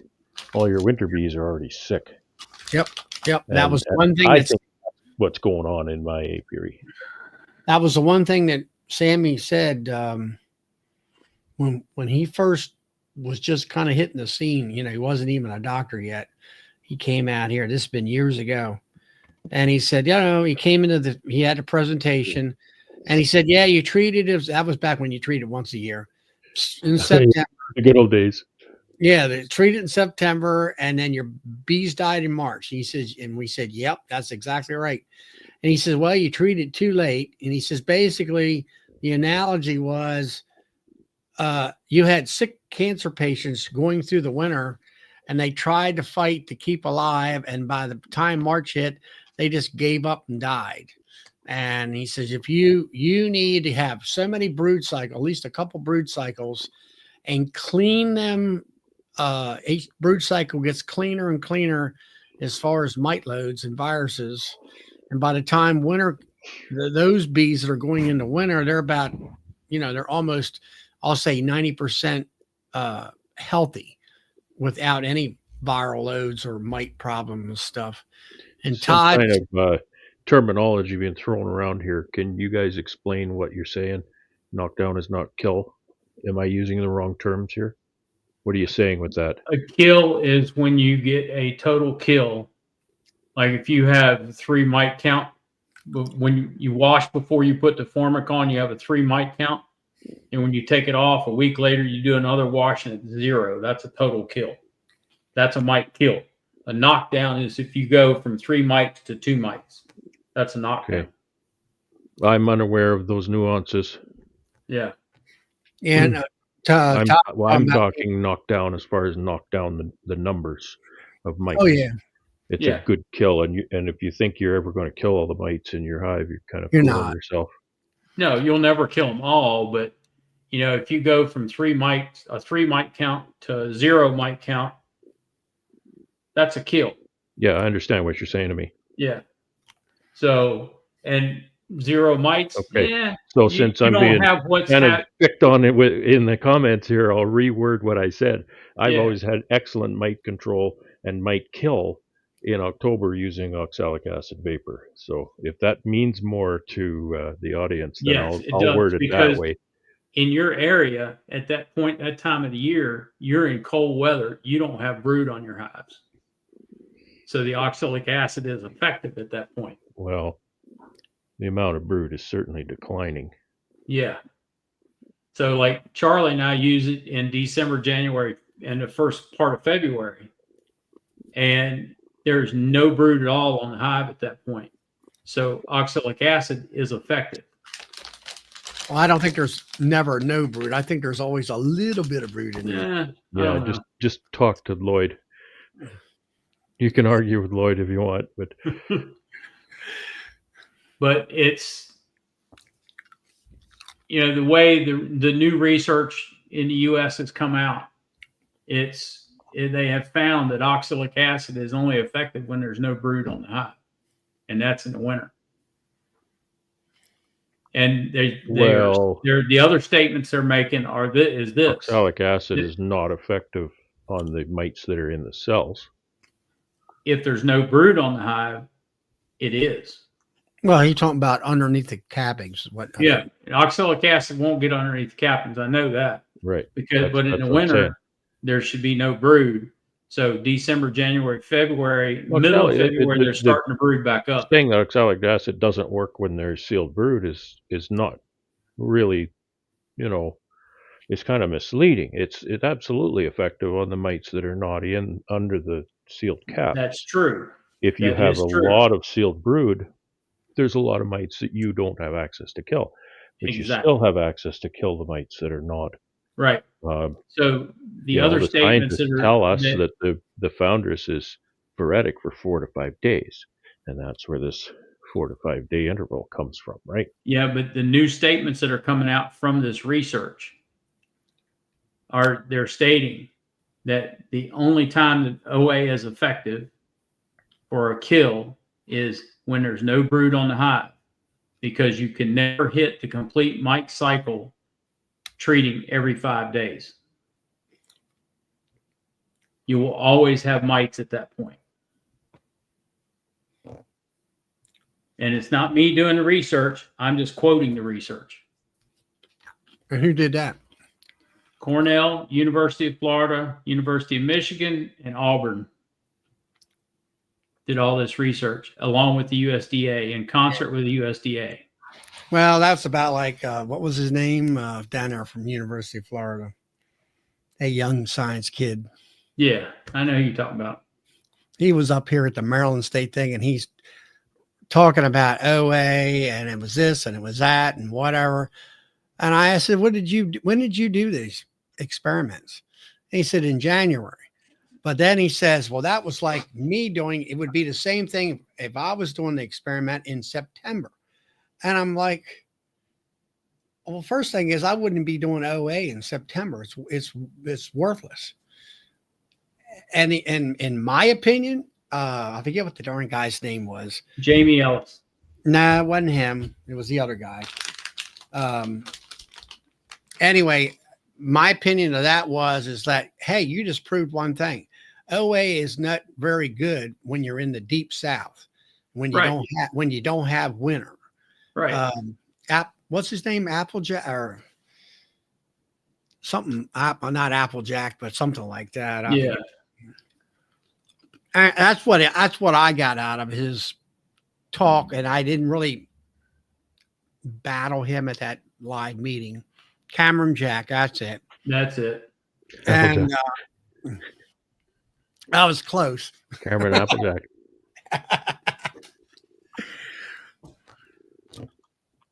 Yeah, I mean, Rick, that's right. But anyway, I was like, well, you just proved that it's no good in Florida, because you don't have any winter down there.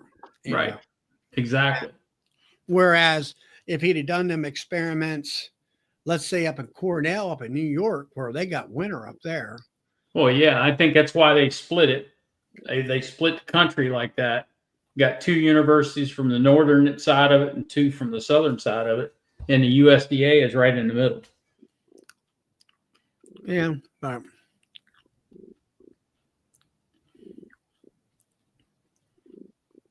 anyway, I mean, we got all these different things we use. And I know Todd said something about me using Apra Guard, which is thymol product. And yes, that's in my plan. I'm like Brad here.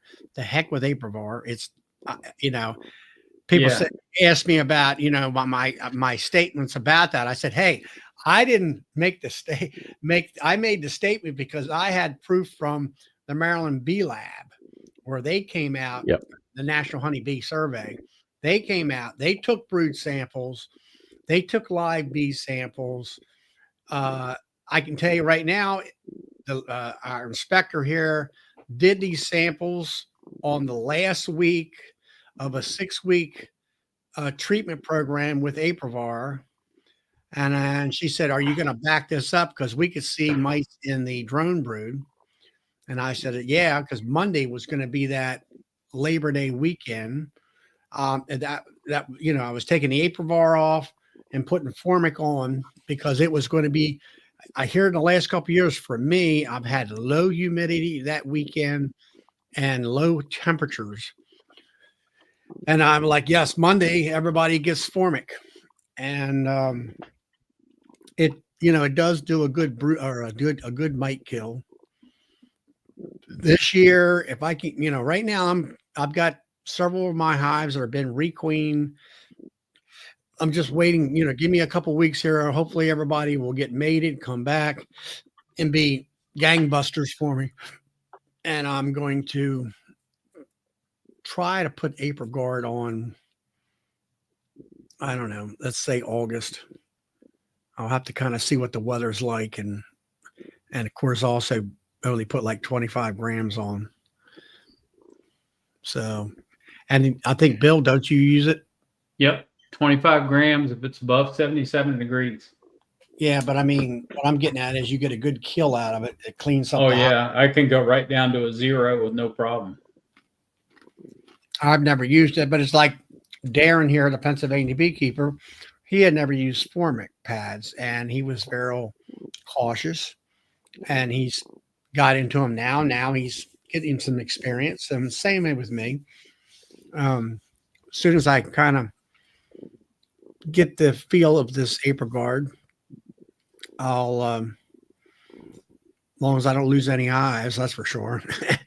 I'll be, that's what I'll be. That'll be one of my tools that I'll use. April Guard, Formic Pro, oxalic acid, all that stuff. I'm with you, Charlie. I've just decided that Aprivar doesn't exist in my world anymore. I've just got to learn how to do other stuff. I'm done.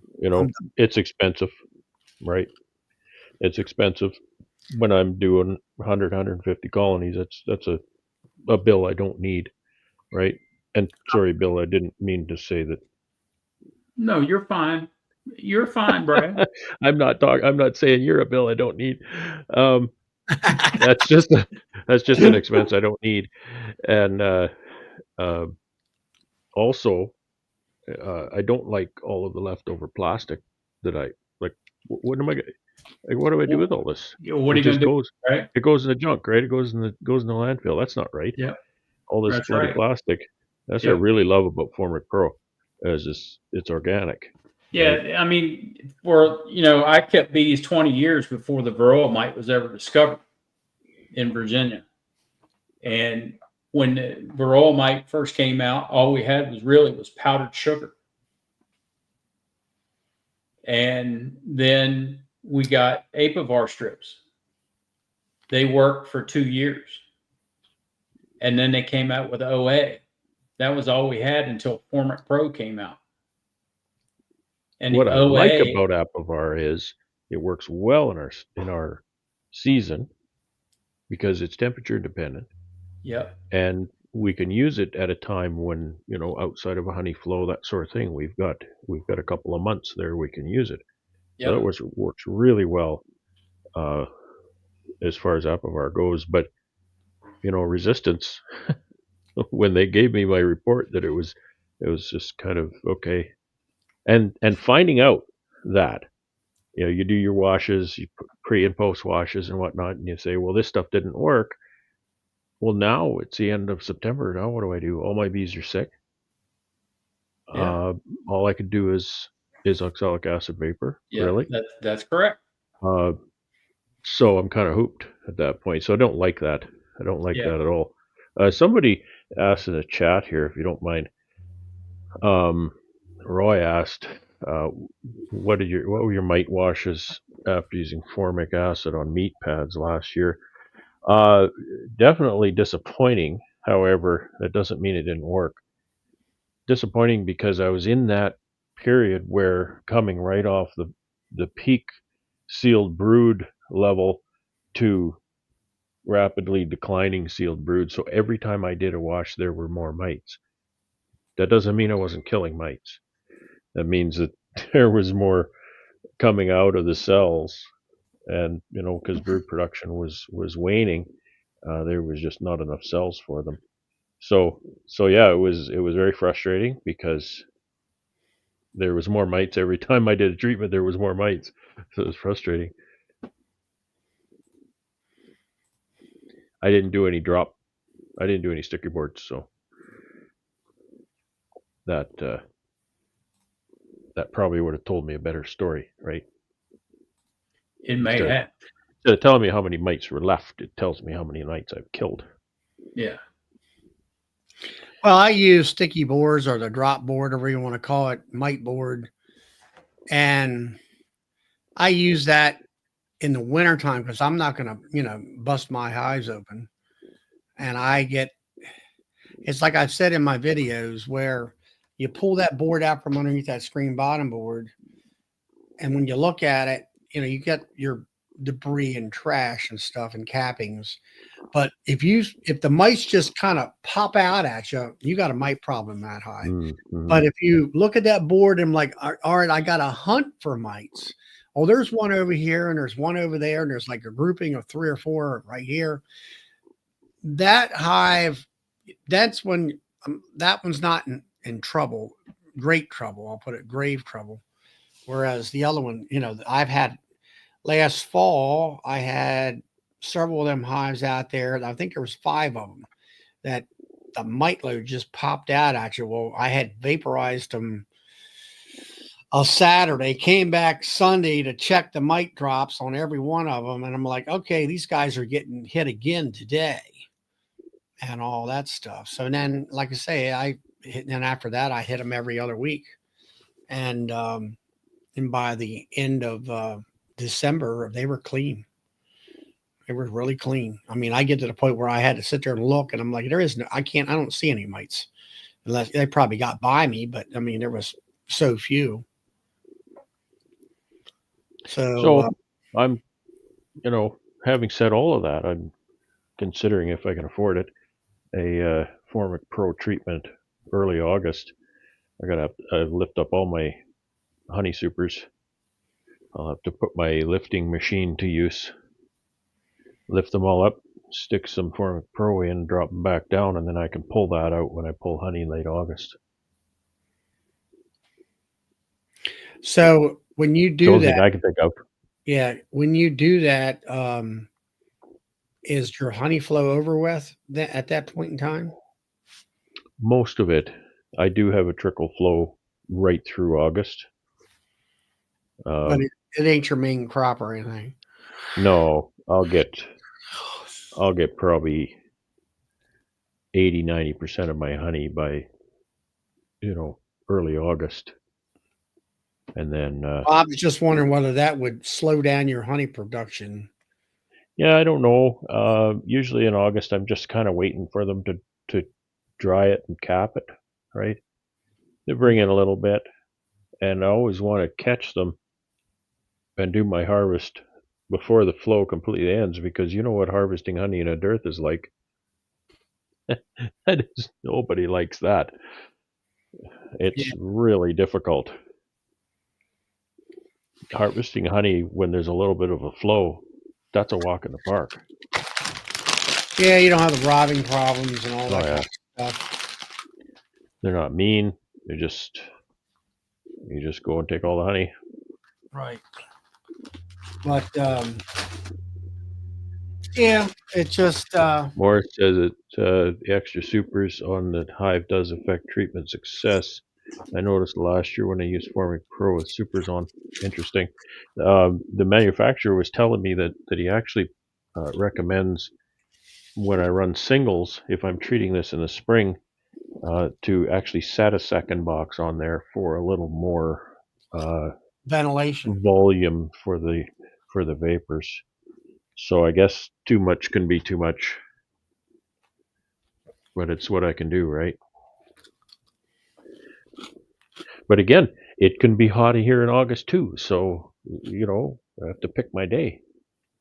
It could be too hot.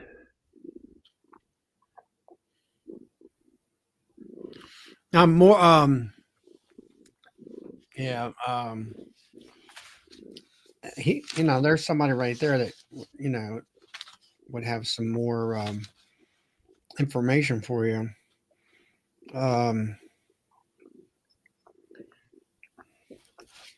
trying to find it here.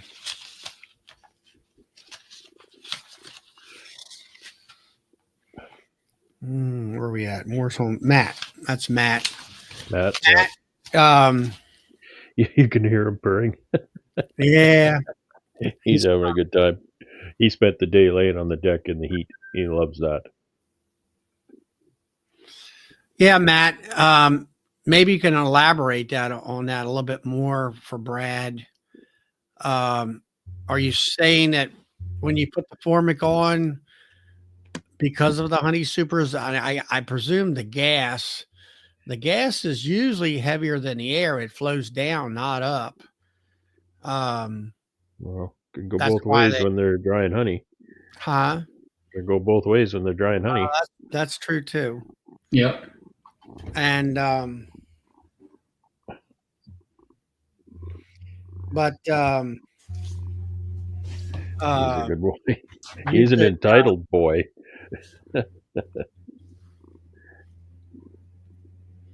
but like I say, I mean, they're circulating that gas all around. Let's say that, because they're drying honey. So I mean that it's going to be one of them things, Brad. It's like just like with the formic, you know that you need to do certain things differently this year, and I would say try that on your, you know, in your area, on how it, you know, it's going to be the right timing for you, I guess you would call it, so you can get your bee build up to get through winter. And that, you know, it's one of them things where, hey, this does work for me. And you know, yeah, we're going to do this every year at this certain time. That's the key. When I decided that Apivar is no longer on the table for me, I thought there's lots of other treatments. I just have to learn how to use them. And again, like I was saying, one of the nice things about Apivar, the nicest thing about Apivar, is I use it anytime I want outside of a honey flow, right? Temperature There you independent, go. all that kind of You stuff. had a better kill in a double deep versus hives that had 2 or 3 extra supers on it. Yeah, That's because you had that. more space. Yeah. For the. So I typically have 3 or 4 deeps that time of year on most of the colonies. So it might be diminished, but it's all I can do, right?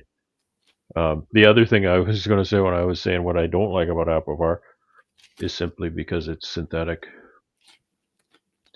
You know, it does have an effect on drones. It does have an effect on the worker bees.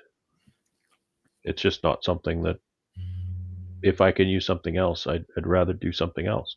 I'm not an organic beekeeper. I'm not a treatment free. I'm not a, you know, guy that won't use synthetic stuff. But if there's other things to use, then why not? I would rather gravitate to those other products that aren't synthetic.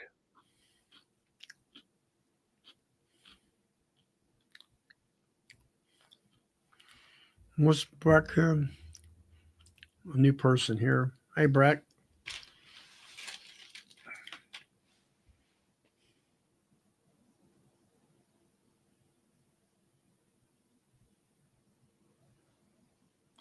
It kind of depends on where you're living at, Breck. He's Way in I- Canada. Is he? I don't remember exactly where he is. Well, I can say right now, Bill, that the rain is really coming down, pouring down. Oh, send me some of that. What's that? Oh, the rain. Send me some rain. The whole Yeah, province we've is got on fire. a lot of wind here right now. I think I've got some loose siding or the soffit's coming out, one of the two, Yeah. because it keeps beating on the side of the house. Well, let me see what the radar looks like. I don't know what's going to happen. We just haven't had any rain, and we didn't have much precipitation this past winter. There wasn't that much snow, and almost no rain. And there's no rain in the forecast. There's thunderstorms, but that's worse because that's what sets the fires. Yeah. You should be getting some rain, Charlie. We are. We're getting rain right now. Yeah, and it's all moving up north. So PA, look out. Here it comes. Yeah, we're getting some rain. We'll probably get a couple inches tonight. Yeah.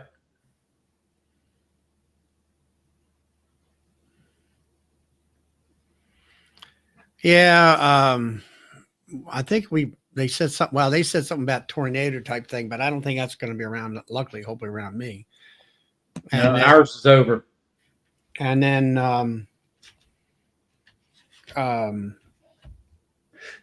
something about flooding, but I'm not really, I don't know, close to any kind of water as far as problem. There comes a guy I ain't seen in I don't know how long. There he is from up Hey, there. Big Mike. How you guys doing? How you doing? Hey, Mike from New Hampshire. It's Brad from Northern New Hampshire. Did I say that right? Yeah, yeah, you did. It sounds like you did. You sound like a local. Sound like a local yokel. I was saying to my wife, we buy a particular kind of cat food for my old cat, and I was looking at a container, and this stuff's made in Waltham. I know where Waltham is. I've been there. Massachusetts. Outside of Boston. Yep. Well, Brad, we're having rain again this Saturday. This will be wow. 10 Saturdays in a row it's rained. Oh, How's that for working bees? Well, if That's you got a nasty. day job, that's pretty bad. I do have a day job. I don't work mind so 5 much days- myself. You bet. Oh, we I had used so to have a much day rain. off. I used to have a day in the shop once in a while. Did I send you the picture of my mating yard flooded? I don't know if you There did. was like 9 inches of water in it. Wow.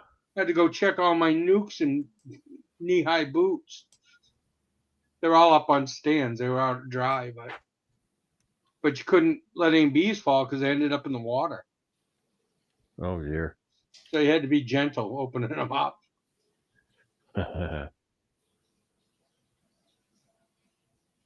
Charlie's gone. I wanted to share something. Charlie's gone. so have you been doing all right, Mike? Yeah, I sold about 20 nukes. Cool. We got everything's blooming. Went from snow to hives are full and ready to swarm. Wow.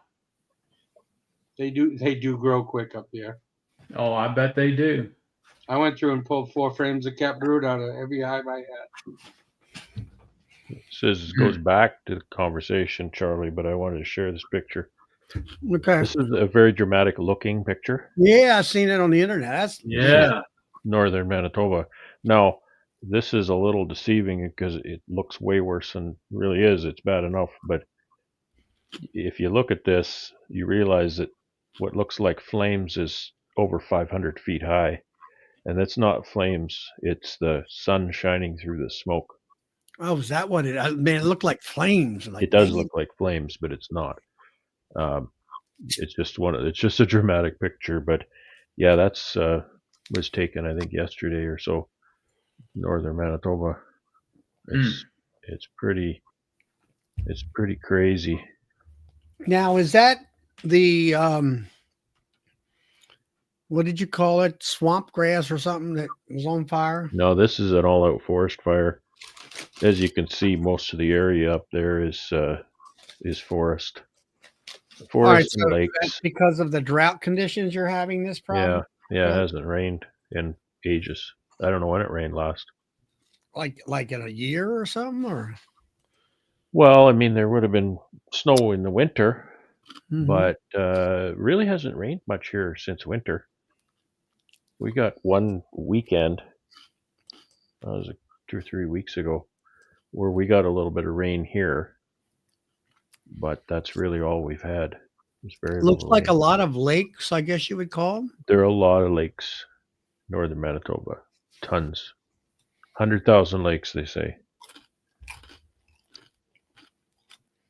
And I think the posting on the book or the your Facebook page or what it was that they were up for immediate evacuation. Yeah, there's communities and towns, and there's one city up there that they've evacuated. And that's bad news because, that means they don't know if they can stop it. It could just Wow. move in and level the town or the city. Mm-hmm. That's never good. It's not good. That city that I'm thinking of is where my mother lived when she was young. How'd you guys What- end up? You had a fire not far from you, right? We did. That was a marsh fire. So the Yeah. marsh grows up in this long grass, a lot of bulrushes and things like that. 6 feet high or more, and then in the spring it's just all tinder, ready to go. Does It catches fire almost rejuvenate every year. Pardon me? Does it rejuvenate everything? Oh yeah, it's all green now. That was a couple of weeks ago, and so it was the worst fire I've seen here in what 18 years I've been here. It catches fire every year, but that was the worst I've seen. It got right into my buddy's yard across the road. Do they do like controlled burnings to kind of minimize that? They don't. I don't know why they don't, but they don't. No.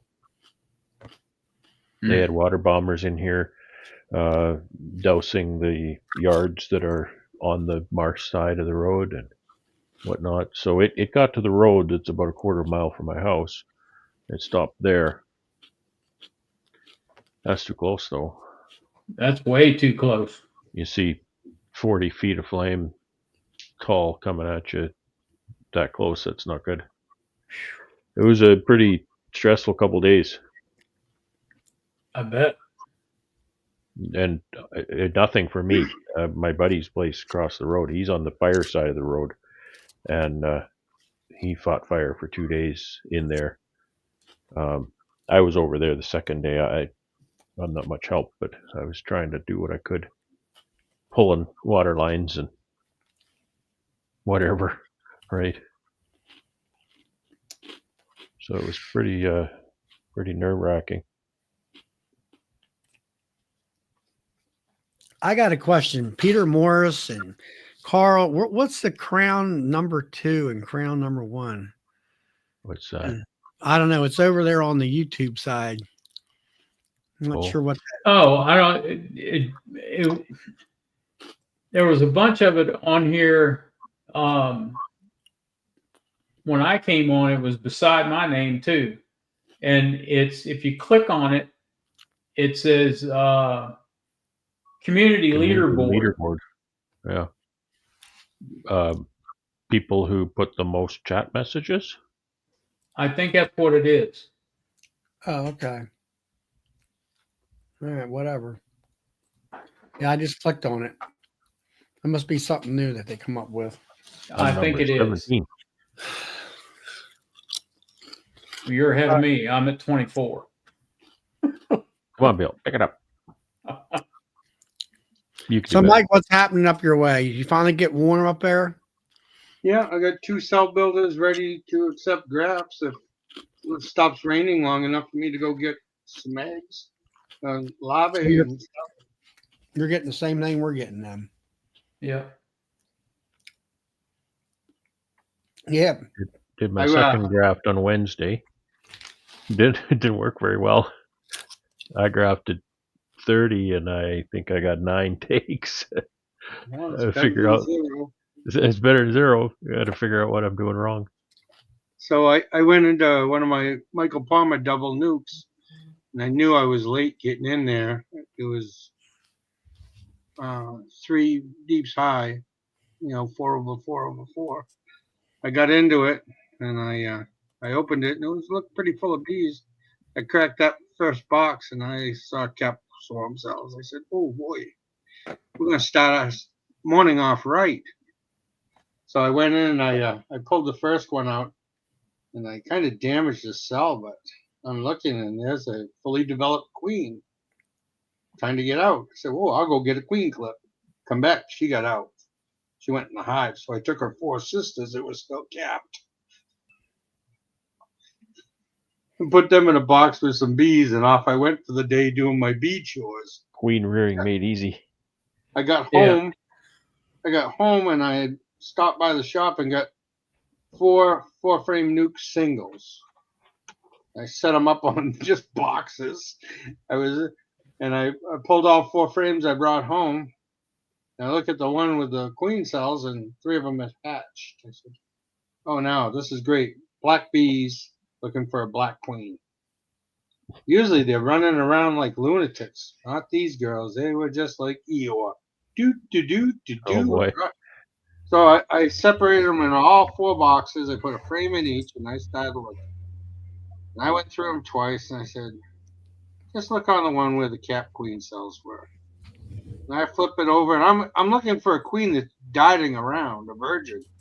No, she walks by, grab her with a queen clip, set her over. Yeah. Usually you got to chase them virgins down.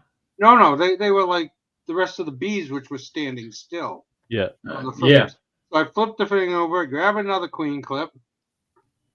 Oh, But yeah, they were brand new, right? oh yeah, they'd Yeah. hatched while I was driving around with them. Yeah. Yeah, they're when they hatch in my incubator, they're not running at all. They're just kind of wandering around. So I think it flipped may back to take the them a front little while side. to get their speed up. I reached back in the front side, and I said, "Well, look, I have one more queen clip in there." And she walked out. I said, "Okay." So I put the frame of brood in each and put a queen in each. And then I left the queen cell that hadn't hatched in. And I checked it on Sunday. And I'm wondering, oh, did it get chilled? I looked at Monday, she'd hatched. So I Nice. walked away from them for 2 weeks. That's the hard part. Yeah, I want to peek. You want to peek, you shouldn't. Here's Yeah. a controversial topic. I'm Yeah. just going to stir the pot and ask you Yeah. guys your opinions, because I think almost everybody has an opinion about this. I hear quite often when people are teaching a queen rearing class, for example, when they talk about using swarm cells for raising your queens, often they'll say, "Don't do that. You're selecting for swarminess." That's I have my opinion on that. What do you guys think of that? bullshit. You're selecting. So tell us what you really think, Charlie. Come on. Well, it depends on if the Okay. hive. Let me ask you guys' opinion. They got this here, as I call it, a beekeeper's wives' tale. Who kills the queens when a queen's is the how is it?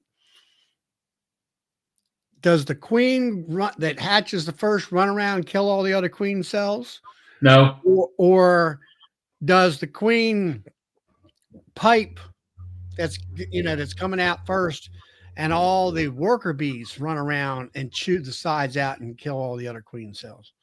What's your opinion on that? The worker bees. I say the worker bees. I've seen them do it.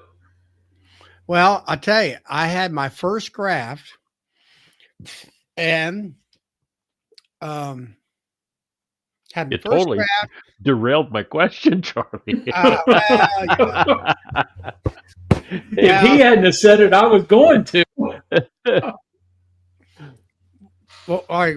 Yeah, what's your question? Well, you should know. You said bullshit.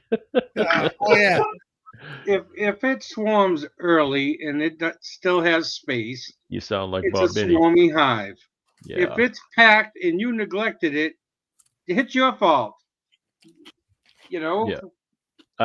I kind of say it's like going to the pet store and asking for the puppy that won't want to hump your leg, right? Yeah, It's just what they do. that's right.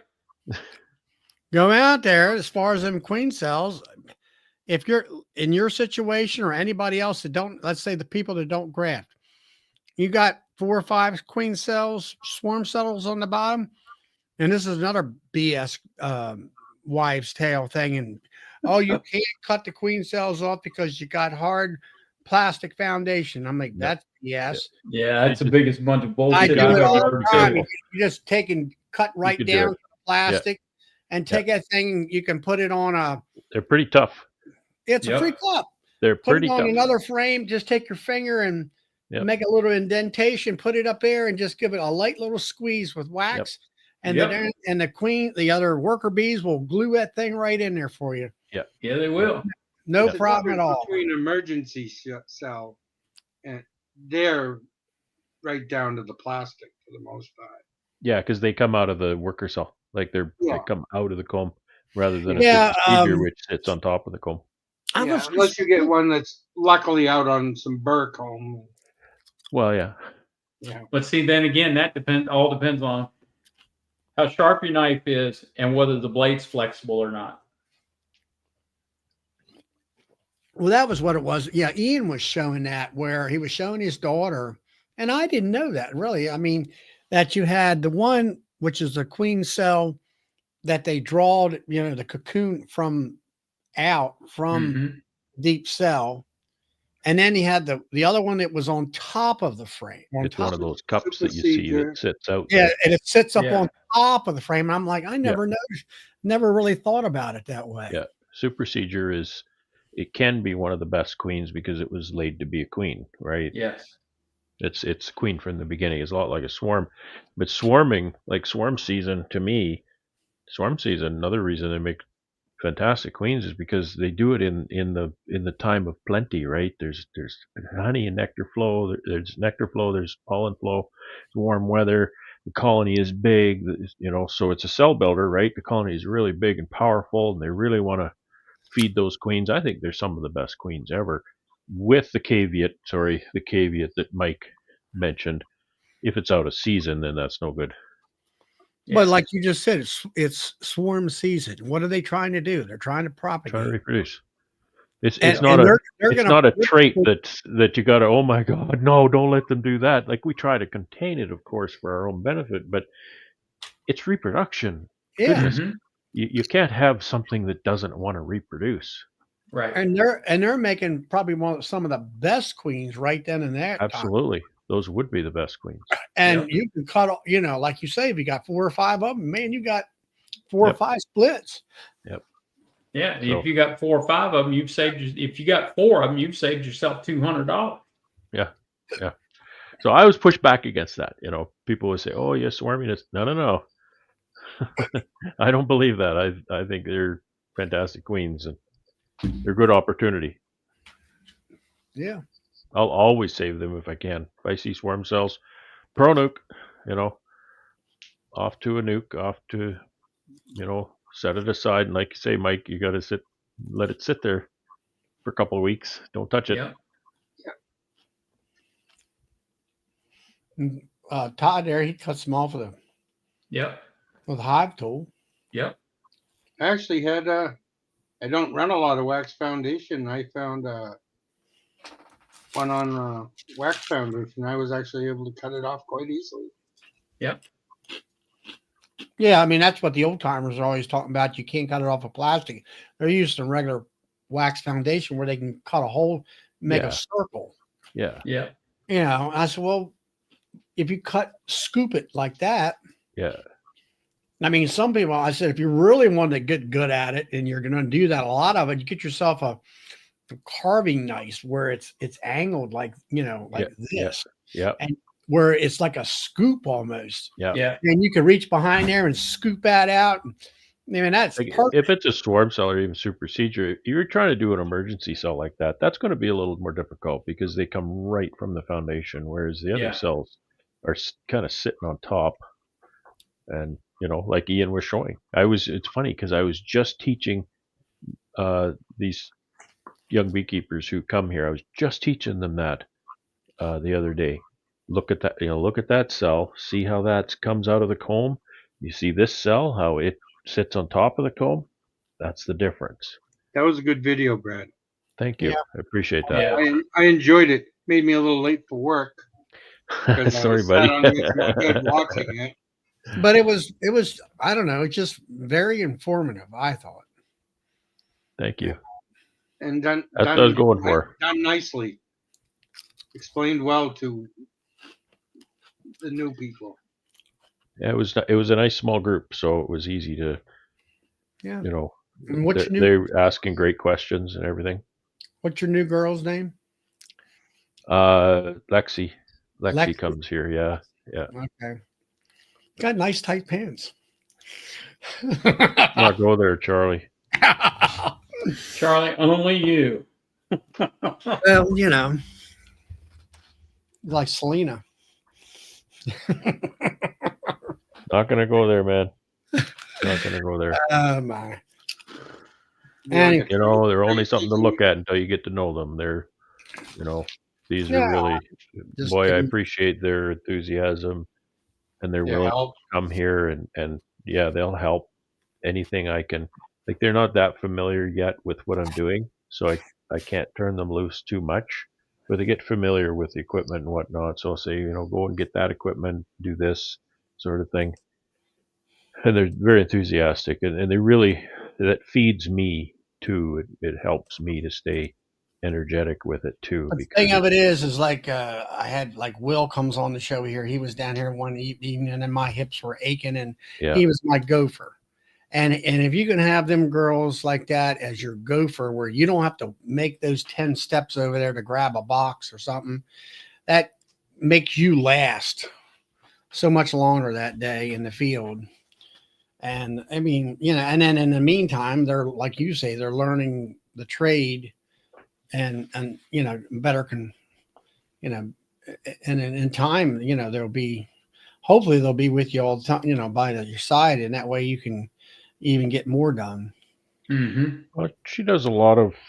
Like she's got chickens in a garden and the whole thing. She likes the outdoor thing and the kind of the, you know, small scale production kind of activities.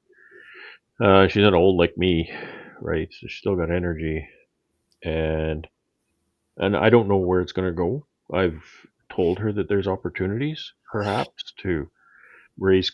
When we did the graft, I put that in the cell builder, and then we talked for a minute about the value of that, right? I said, well, we got nearly 50 cells in there, and you develop those as cells, and they're worth $6 a piece. So, you know, you could do the math on that. It's got $300 of the cells, or emerge them as virgins, and they're $20 a piece. And our eyes started getting bigger. And I said, you put that in a mating nuke and mate it, and it's $50, right? So, you know, you get thousands of dollars of the queens in there potentially. And, you know, I said, that's an opportunity. You want to make some money and you like queen rearing, that's an opportunity. Yeah. You can do that. Yeah, I sold 5 queens or virgins already, and then I've got a couple more going out tomorrow, and Do some you other. ship the virgins, Charlie? Yeah, they're coming to me. They're just the local beekeepers around me, you know. Or do you cage them with some attendants? No, I just No. like, here's your queen. Okay. Good success. And every one of them has been, I said, how long have they been queenless? Yeah. Oh, it's been a week or been, so many weeks, Yeah. or whatever. Yeah. And I'm like, go through that thing, make sure you don't see any queen cells or Right. anything like that.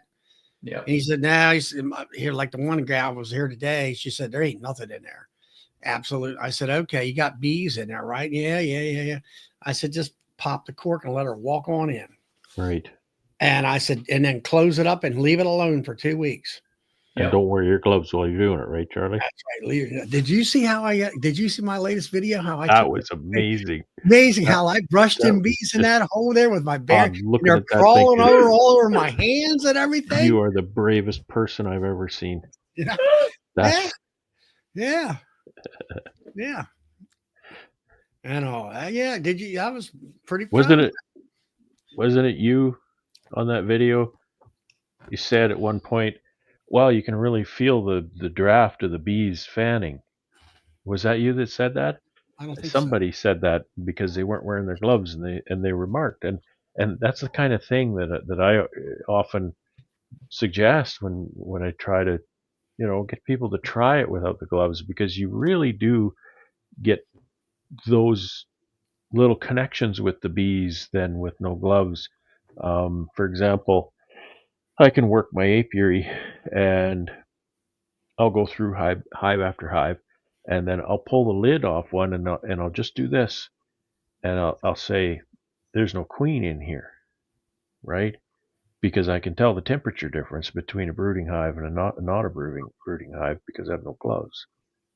And other times I can just notice things like I'll have a frame or two out and I can feel the draft coming up from the hive past my hands. It's actually quite remarkable how much air they move. Mm-hmm. So I really like having that. And I didn't say, nobody told me, you should stop wearing gloves, kind of like I'm telling you, Charlie, all the time. Nobody said that. But when I started doing queens, I realized that it's like, take the gloves off, do the queen, and then put the gloves back on, and then take the gloves off again, and then do the queen. And then I only did that about 4 times, and then I realized I didn't know where my gloves were anymore, and I was just working with no gloves, and I haven't turned back. So it was not a thing that somebody thought I should do. It just was very inconvenient to keep putting the gloves back on, and I realized it wasn't necessary. Yeah, that's like with me when it comes to smoke. The reason I don't really use smoke that much is the darn thing is always burned. I can't keep it lit. Yeah. And I got to the point several years ago that I'm in the hive and I'm like just going through the hive and the smoker's some old place over there somewheres. Yeah. And I'm like, I don't even worry about this. Well, don't you smoke the hives before you open them up? I'm like, no, I just open them up. Yeah. I'll do the same thing. I'll go to the bee yard, start my smoker, get my veil, hive tool, head to the hive, and then usually the first or second hive I work is where my smoker stays. And by the time I get to a point where I think, gee, I'd like to have my smoker, I don't even know where it is, and it's gone out a long time ago. Yeah. Hey, Yeah. Pete. I have to say, Brad, all your practicing on the zombie queens last year, you seem to mark them much easier this year. I'm getting pretty good at that, eh? Yes, you are. Yeah. That's the first thing I noticed. I said, You noticed that. I almost called you Celine. Yeah. Well, I've got to get the pen action down to. I was The telling Bob. one-handed. Yeah, when Bob Binney was here, I said, I watched that video and it was really helpful. But what was really amazing, it's pretty amazing watching her so easily mark queens. But I said, what was really amazing is she got that pen out of her pocket, pulled the cap off, marked the queen, put the cap back on the pen and back in her pocket, and wasn't covered in ink. He just laughed. Because I think that's I can't do that part. No, but you did. You look like you've been doing it a long time. Well, yeah, because last year, and that was one of the things that I decided I'm going to learn this. So I practiced. And when I had all of those zombie queens last year, as you mentioned, I decided this is a perfect opportunity to learn how to mark queens because I'm going to kill these queens anyway. So I went through and marked them all before I would do them in. Yeah. Well, I've been marking with my virgins when they hatch out. I bring them back to Well, I have them now hatching in the cell builder, but and I bring them back to in the basement here where I have a little table and everything, and I'm putting them in candy cages.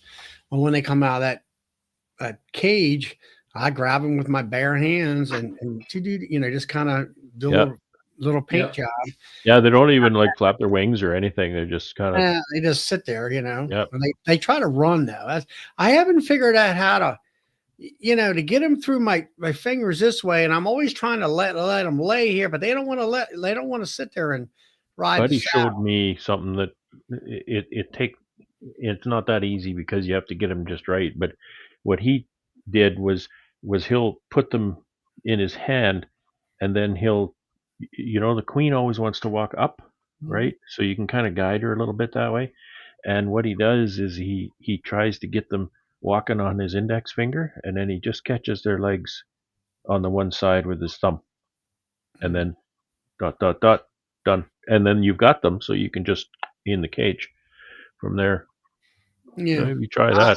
I'm getting better at it. And then and like I actually typed it in the comment section or whatever it was, but that hive, it's all the way at the end of that row there, that yellow one down there. That was a 2025 mated queen that I bought. Or actually I didn't buy it, but it was kind of the bottom of the barrel from a shipment. And it was like, I'm not sure what it's going to make it or not. But anyway, it did make it. And she's laying up a nice storm, and she's real big. And I'm picked up a drone frame. Well, there she is. And I'm like, okay, put her down. And I'm like, well, wait a minute. Do I have a blue pin in the truck? Went over. Yeah, I got a blue pin in the truck. I picked up the other frame. Well, she had jumped over to the other frame, and there she was. And I had my little aluminum workbench out there. I laid that frame down on a lid is what it was. And she's just kind of, she wasn't one of them queens that like to run. She was kind of easing along. I just went right down there with my bare finger, took my gloves off and right down with my bare fingers and brought her the up. Wings. Get the wings. Yeah, and then... I just kind of got her on the sides. Is that right? Okay. My fingers are too big. I can't, if I grab them, I can't. I feel like if I boom by the wings, I might tear their wings off.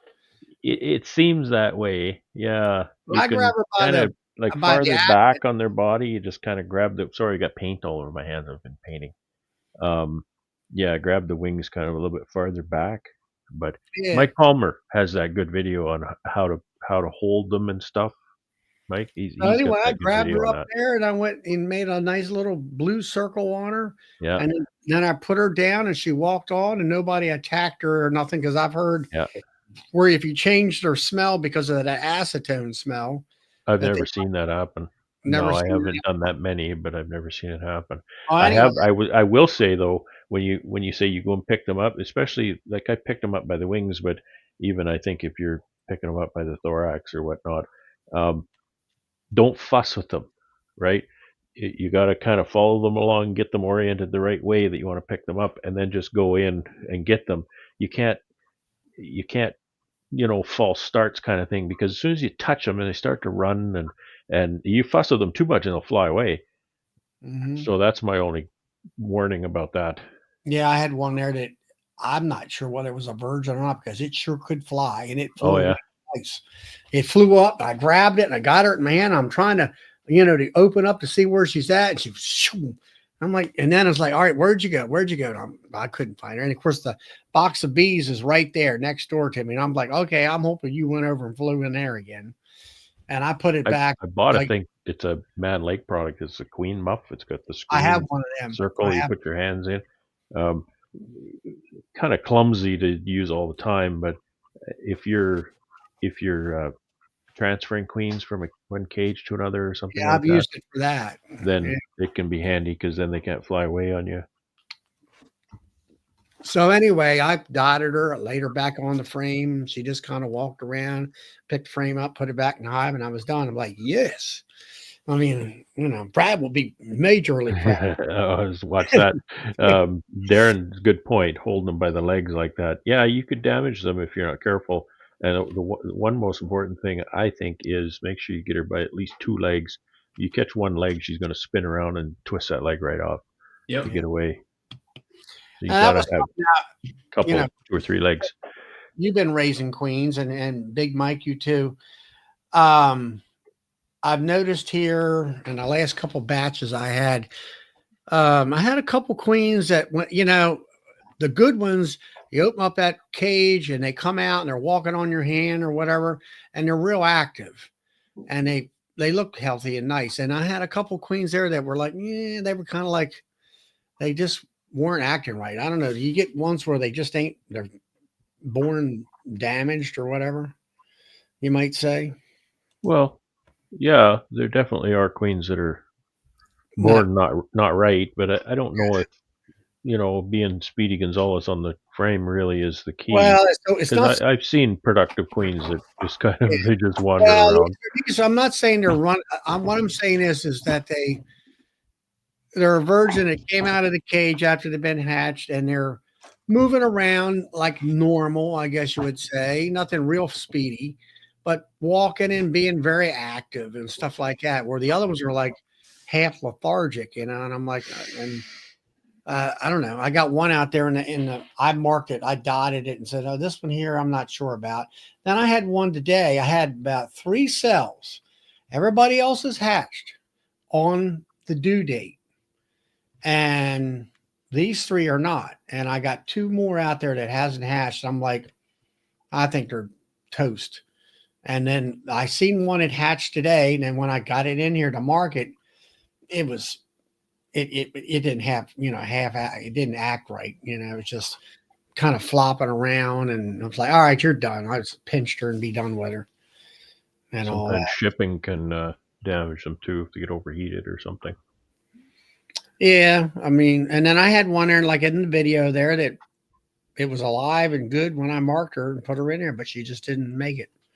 It just, I guess like the old saying goes, that's just the way it happens. And all that. Well, guys, it's 10:35, and I'm going to go ahead and shut the chat down. And I hope everybody had a good time. I know I have. Ian was here, and James was here, and Brad, and Big Mike, and everybody. And we had a great chat. Don't forget Bill. And we got Bill. Bill's around. Yep. But